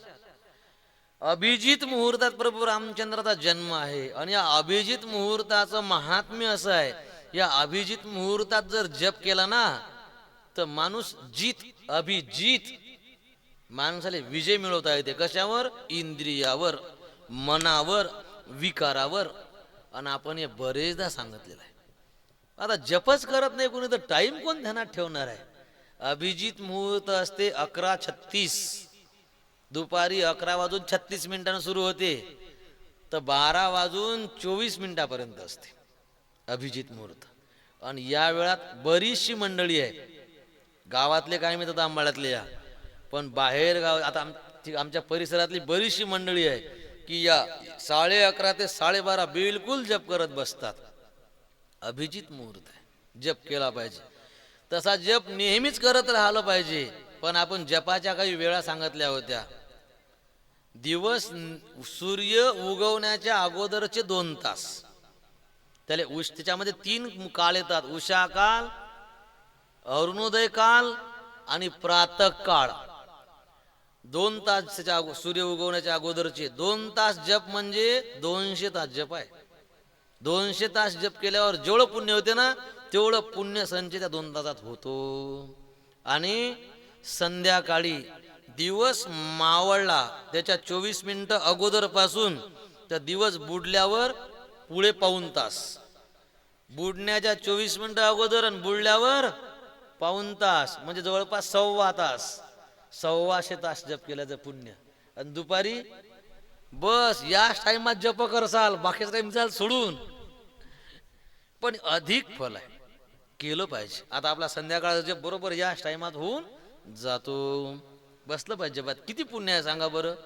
अभिजित मुहूर्तात जप करा, विकार जिंकल्या जातील. आणि अभिजित मुहूर्तावर म्हणजे 12 वाजता प्रभू रामचंद्र जे आहेत प्रकट झालेले आहेत. देवतांनी गर्भाची स्तुती केली आणि झालं असं की दुपारी 12 वाजता बरोबर कौसल्या आई साहेबाच्या समोर 7 वर्षाची मूर्ती, 7 वर्ष, बिलकुल पितांबर, अंगात भरजरी शर्ट, उपर्ण, वैजयंती माळा, तुळशीचे हार, हातामध्ये धनुष्यबाण, किरीट नावाचा मुकुट डोक्यावर, कानात मकराकार कुंडल, चेहऱ्यावर मंद हास्य, सावळी मूर्ती जी आहे कौसल्या मातेच्या समोर उभी राहिली.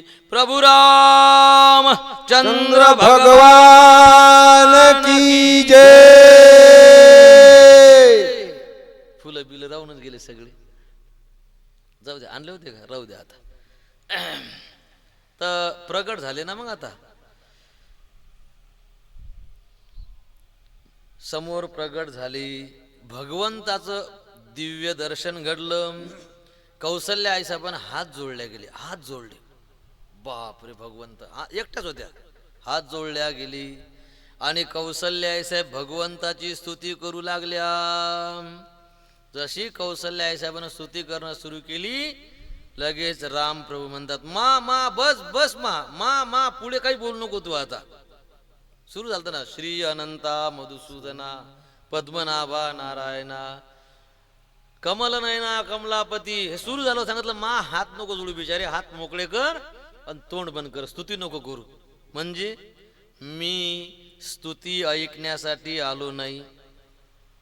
मग एक तर तो अगोदर माझी खूप स्तुती करेल आहे, तू माझी अगोदर खूप स्तुती करेल आहे. आणि गोष्ट अशी आहे, वैकुंठात रोजच माझी स्तुती करतात. त्या रोज रोज स्तुती ऐकू ऐकू ऐकू स्तुतीचा कंटाळा आला. स्तुती ऐकू ऐकू माझे कान किटून गेले. खरंच किटले असतील बरं. मला तर वाटतं देवाच्या कानं शेवाळली असती स्तुती ऐकू ऐकू. काकडा म्हणजे देवाची स्तुती, जप म्हणजे देवाची स्तुती, हे कथा म्हणजे देवाची स्तुती. आणि एका जागेवर नाही, हे कुठे कुठे होत असल. भगवान परमात्मा परेशान होऊन गेला असं नाही ऐकू ऐकू. म्हणून कधीतरी भगवान परमात्मा शिव्या द्यायचे काम, शिव्या खायची कामं करते भगवान परमात्मा. स्तुती ऐकू ऐकू भगवान परमात्मा एवढा कंटाळला, म्हणून कृष्ण अवतार घेतला आणि गोकुळात गेला आणि चोऱ्या केल्या. मग गवळणी शिव्या द्यायच्या. देवने आता कसं बरवट लागलं. हसत असे शिव्या देतात त्या गवळणी. गवळणी शिव्या द्यायच्या, तुझ्या मायचा, तुझ्या बापाचा, तू असा, काया, उंदऱ्या, बेंद्र्या, झिपऱ्या. इतका हसे, हा हा हा. आता गमलं म्हणे म्हणे का नेहमी कोणी सगळी मोठेपणा स्तुतीच जे ती हे असं ऐकायलाच भेटत नाही म्हणे. तर भगवान परमा गवळणीनं शिव्या द्यावा आणि भगवंतानं हसाव. तर आता देव म्हणे मा तू काही स्तुती करू नको, तो अगोदर माझी स्तुती करेल आहेच. आणि रोज वैकुंठात स्तुती ऐकू ऐकू माझे कान किटून गेले म्हणे. मी स्तुती ऐकण्यासाठी आलो नाही. मग कशा करता आले तुम्ही? मा खरं सांग का, तू माझे लाड कराव म्हणून मी आलो. तुझं वात्सल्य प्राप्त व्हावं म्हणून मी आलो. तुझं प्रेम मला मिळावं म्हणून मी आलो. म्हणजे कसं काय, जिथे स्तुती असते ना तिथे आदर असते. माणूस तिथे अंगाला हात लावत नाही. मोठा माणूस आहे आपण त्याला आदर मान करतो, तर स्तुती करतो, तर तिथून कसं 10 फूट अंतर असते. बाबा मोठे माणसं आहेत, मोठे महाराज आहेत, लांब लांब लांबूनच राहतात लोक. तिथे स्तुती आहे, प्रेम नाही त्या ठिकाणी, तिथे लाड नाही. सांगितलं मा या स्तुतीला मी खरंच कंटाळलो, मग तू माझे लाड करावं म्हणून मी आलो. तू जर बोले देव समजून माझी स्तुती करशील तर मांडीवर घेशील का? तुम्हाला सांग बरं. आता तू माझ्या तोंडावून डोक्यावरून हात फिरवशील का? सांग बरं. मी माझ्या मोठेपण ऐकायसाठी नाही, तू माझ्या तोंडावून हात फिरवाव, माझ्या डोक्यावरून हात फिरवाव, माझ्या पाठीवर थाप टाकाव, तू माझ्यासोबत खेळाव, माझं नाक धराव, माझे कान धराव, मला गालगुचे घ्याव, मला असं वर फेकाव, नाही का? मी ह्याच्यासाठी आलो. हे प्रेम आहे. या सगळ्या क्रियेमध्ये काय प्रेम आहे. मी स्तुती ऐकण्यासाठी नाही आलो. तुझं वात्सल्य प्राप्त व्हाव म्हणून मी आलो. तू प्रेम करावं म्हणून आलो. वैकुंठात खूप जय जयकार मी ऐकला. मा एक गोष्ट सांगू का मी तुला आतली? खरी गोष्ट ते हे आहे म्हणे, मीच सगळ्याचा मायबाप होऊन बसलो म्हणे. देव काय म्हणतात? मी सगळ्याचा मायबाप होऊन बसलो. साधू संत म्हणतात ना, विठ्ठल बाप माय चुलता, किंवा माय बाप बंधुजन तूची. मी सगळ्याचा मायबाप होऊन बसलो म्हणे, पण मले मायबाप नाहीत. मी सगळ्याची माय होऊन सगळ्याचा बाप होऊन त्याचा सांभाळ करतो, पण असं वाटते की मलाही मायबाप असावं. मायबापाचं प्रेम वेगळंच असते ना. जीवनात सगळं आहे, माय बाप नाही. जीवन अपुरं आहे बरं ते. मी तर साधू झालो. एका जणाची आई बाप वारले, एका महाराजात एका जणाला आई बाप नाहीत, एका जणाला काय दोघं तिघं आहेत. मला चांगली सात्विक मंडळी आहे ती. त्याले म्हणजे माझ्यापेक्षा वयानं लहान आहेत, पण त्याले मायबाप मरून गेले, तर कोणीच नाही. ते पाहिलं मी. इकडे जंगलात बसलो असतो, पण असं वाटत नाही माय लय दिवस पर्यंत असा. तुम्ही तर माय जवळ राहत ना, नाही लाड चालतात म्हणतात ते मला माय आहे म्हणून, मला बाप आहे म्हणून. ते वेगळंच असते. एक सोबत राहिल्याची गोष्ट वेगळी आहे, मायबापाची कदर करत नाही ती गोष्ट वेगळी.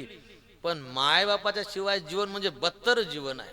मायबाप असा एक माणसाला वेगळंच आतमध्ये ऊर्जा असते माणसाच्या, एक वेगळा आनंद असते. ते भगवंत म्हणतात मी साऱ्याची माय झालो, बाप झालो, पण मले मायबापाचा आनंद भेटला नाही. मग तू माझी भक्त नको हो, तू मग माय होऊन राह. भक्त होशील तर रोज पूजा करशील. ओम जय जगदीश. पूजा नको करू, तू माय होय, मला जवळ घे, माय होऊन माझे लाड कर. मग सांगितलं देवा तुम्ही अवतार तर खूप घेतले हो. मग अवतार घेतला म्हणजे मग कोणाच्या ना कोणाच्या पोटी आले असाल ना तुम्ही. मग तिथे मायबाप असते ना तुम्हाला. म्हणे मा तुला आतली गोष्ट सांगा, जितके अवतार घेतले ना आतापर्यंत एकही अवतार धड नव्हता म्हणे. अवतार धड नाही तर मायबापाही धड नाही भेटले म्हणे. म्हणजे मत्स्य झालो म्हणे मायबाप मासा बनलो मायबाप कसे असतील. कासव झालो मायबाप कसे असतील. डुक्कर झालो मायबाप कसे असतील. परशुराम झालो पण तिथे बापासाठी मायाचा जीव घ्यायचं काम पडलं. तिथे मायबाप होते चांगले होते पण बापाच्या आज्ञेचं पालन करायचे मायचा मुर्दा पाळायचं काम पडलं. मग ती मला आयुष्यभर खटकत राहिलेली गोष्ट ते आता. आणि बिचारे काय काय अवतार घेतले म्हणे. एका एका अवताराचा तू विचारूच नको म्हणे. एक अवतार घेतला म्हणे नरसिंह म्या. कोणता घेतला माणूसही नाही आणि शिवही नाही असा अवतार घेतला. तुला माहित आहे माय बाप कोण होता म्हणे. म्हणे कोण म्हणे लाकडी खांबा. सांग आता एकही अवतार धड नाही घेतला तर मायबाप पण धड भेटले नाहीत. म्हणून यावेळेस मी ठरून आलो की तुझ्या पोटी जन्म घ्या. तुझ्यासारखी माय नाही मी म्हणून आलो म्हणे.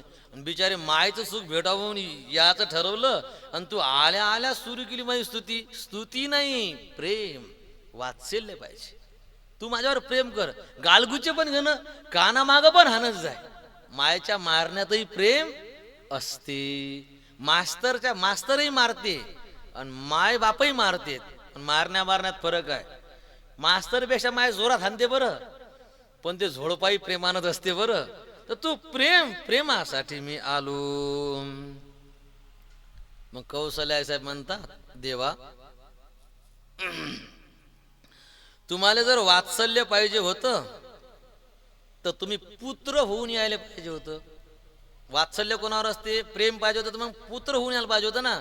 तुम्ही तर पिताजी होऊन आले. 7 वर्षाचे होते ना. एवढं मोठं असल्यावर प्रेम करता येते का. प्रेम करण्यासाठी तुम्ही बाळ होऊन यायला पाहिजे होतं. तुम्ही बाळासाहेब होऊन आले. तुम्हाला प्रेम पाहिजे ना मग तुम्हाला काही अटी पाळाव्या लागतील. मामा तू सांगशील ते पाळतो म्हणे. फक्त तू माझ्यावर प्रेम कर. सांग काय कर लागते. मला माझ्यावर तू प्रेम करशील याच्यासाठी मी काय करावं तू सांग मी तसं करतो. मग त्यावेळेस कौशल्या आई साहेब म्हणतात तुम्हाला प्रेम पाहिजे ना म्हणे हो. मग एक काम करा हे 2 हात कमी करा म्हणे. कारण ते चतुर्भुज होतात ना. 2 हात कमी करा म्हणे. तुम्हाला जर 4 हात असतील 4 हाताच्या लेकराला जीवच कसा लावा. लय बेढप दिसते ते. 2 हात कमी करा लगेच. ठीक आहे मग 2 हात कमी केले जमलं आता. हा अजून एक राहिलं. आता काय हे तुमच्या हातात धनुष्य बाण आहे ना हे मग शे कमी करा याची गरज नाही म्हणे. मा हे मी कसं सोडू आता. अरे लहान लेकरं जन्माले का तलवार आणि बंदुका घेऊन येतात का. नाही आणि तुम्ही तर संगच घेऊन आले धनुष्य बाण. हे प्रेम पाहिजे ना म्हणे हो.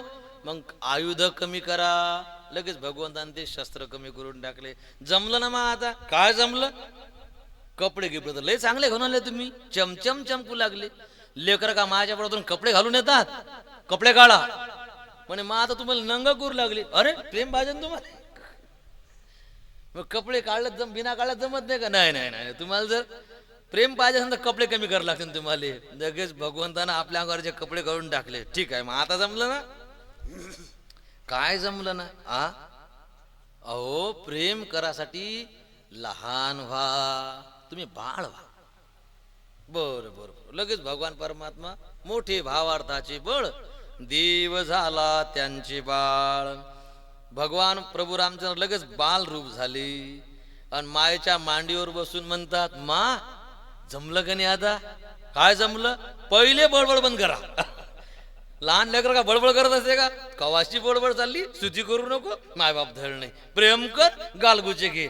इतके जर लहान लेकरू बोलत भिवून पहिल ना कोणी का काय. लहान लेकरा बोलत असत का. तोंड बंद. देवानं बोट ठेवलं तोंड बंद. खुनावला आता. जमलं आता. मग नाही जमलं अजून. आता रळा. अरे तोंड बंद करा हे ठीक आहे पण आता रळा म्हणजे काय पंचायत आहे. रळा आता रळा म्हणे. अजब संसार आहे. रळा म्हणतात म्हणे. जन्माले आल्या आल्या लेकरू रडलं पाहिजे. जर जन्माले आल्याला लेकरू रडलं नाही तर त्याचे मायबाप रडतात. मग मुक पिकत नाही. पहिले रडा. प्रेम पाहिजे तुम्हाला वात्सल्य पाहिजे ना, तुमचे लाड करायचे ना, मग तुम्ही रडा. म्हणे बिना रडल्याचं मत नाही, बिलकुल नाही, पहिले रडा. आणि जेव्हा मग आता भगवंत असतो आणि लगेच भगवंतानं रडण्याकरता सुरुवात केली. तुलसीदासजी लिहितात हरी. आता हे आपण सगळं सांगितलं ना, हे दोह्यामध्येच तुलसीदासजीने लिहून ठेवलं. भय प्रगट कृपाला दीन दयाला कौसल्या हितकारी हर्षित महतारी मुनी मनहारी अद्भुत रूप बिचारी लोचन अभिरामा तनु घनश्यामा निज आयुध भुजचारी भूषण बनमाला नयन बिसाला शोभा सिंधू खरारी. आता कौसल्या बोलली ते सांगतात. माता पुनी बोली सोमती डोली तजहू तात यह रूपा की जय शिशुलीला अतिप्रियशिला यह सुख परम अनुपा सुनी बचन सुजाना रोदन ठाना. रळ लागले तर होई बालक सुरभूपा यह चरित जे गावही हरिपद पावही तेन परही भवकूपा. कौसल्य आईसाहेबाच्या म्हणण्यानुसार प्रभू रामचंद्र रडायला लागले आणि हा रडण्याचा आवाज सगळ्या महलामध्ये गुंजला, म्हणजे घुमला. महलाच्या बाहेर रडण्याचा आवाज गेला, महलातून लहान लेकराच्या रडण्याचा आवाज आला. याचा अर्थ कौसल्या आईसाहेबानं बाळाला जन्म दिला. म्हणून सगळ्या दास्या आनंदी झाल्या आणि इतर राण्या सुद्धा आनंदी झाल्या आणि धावतच कौसल्याच्या महलाकडे निघाल्या. सुनी शुश्रुदन परम प्रिय बानी संभ्रम चली आई सब रानी. राम कृष्ण हरी जय जय राम कृष्ण हरी. राम कृष्ण हरी जय जय राम कृष्ण हरी. सुनी शिशुरुदन परम प्रिय बानी.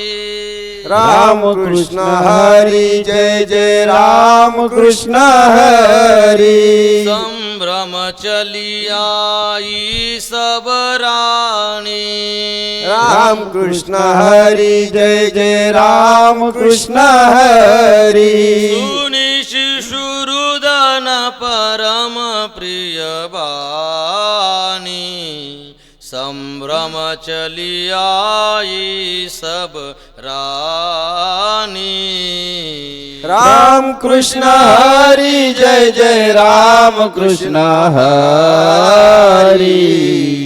राम कृष्ण हरी जय जय राम कृष्ण हरी.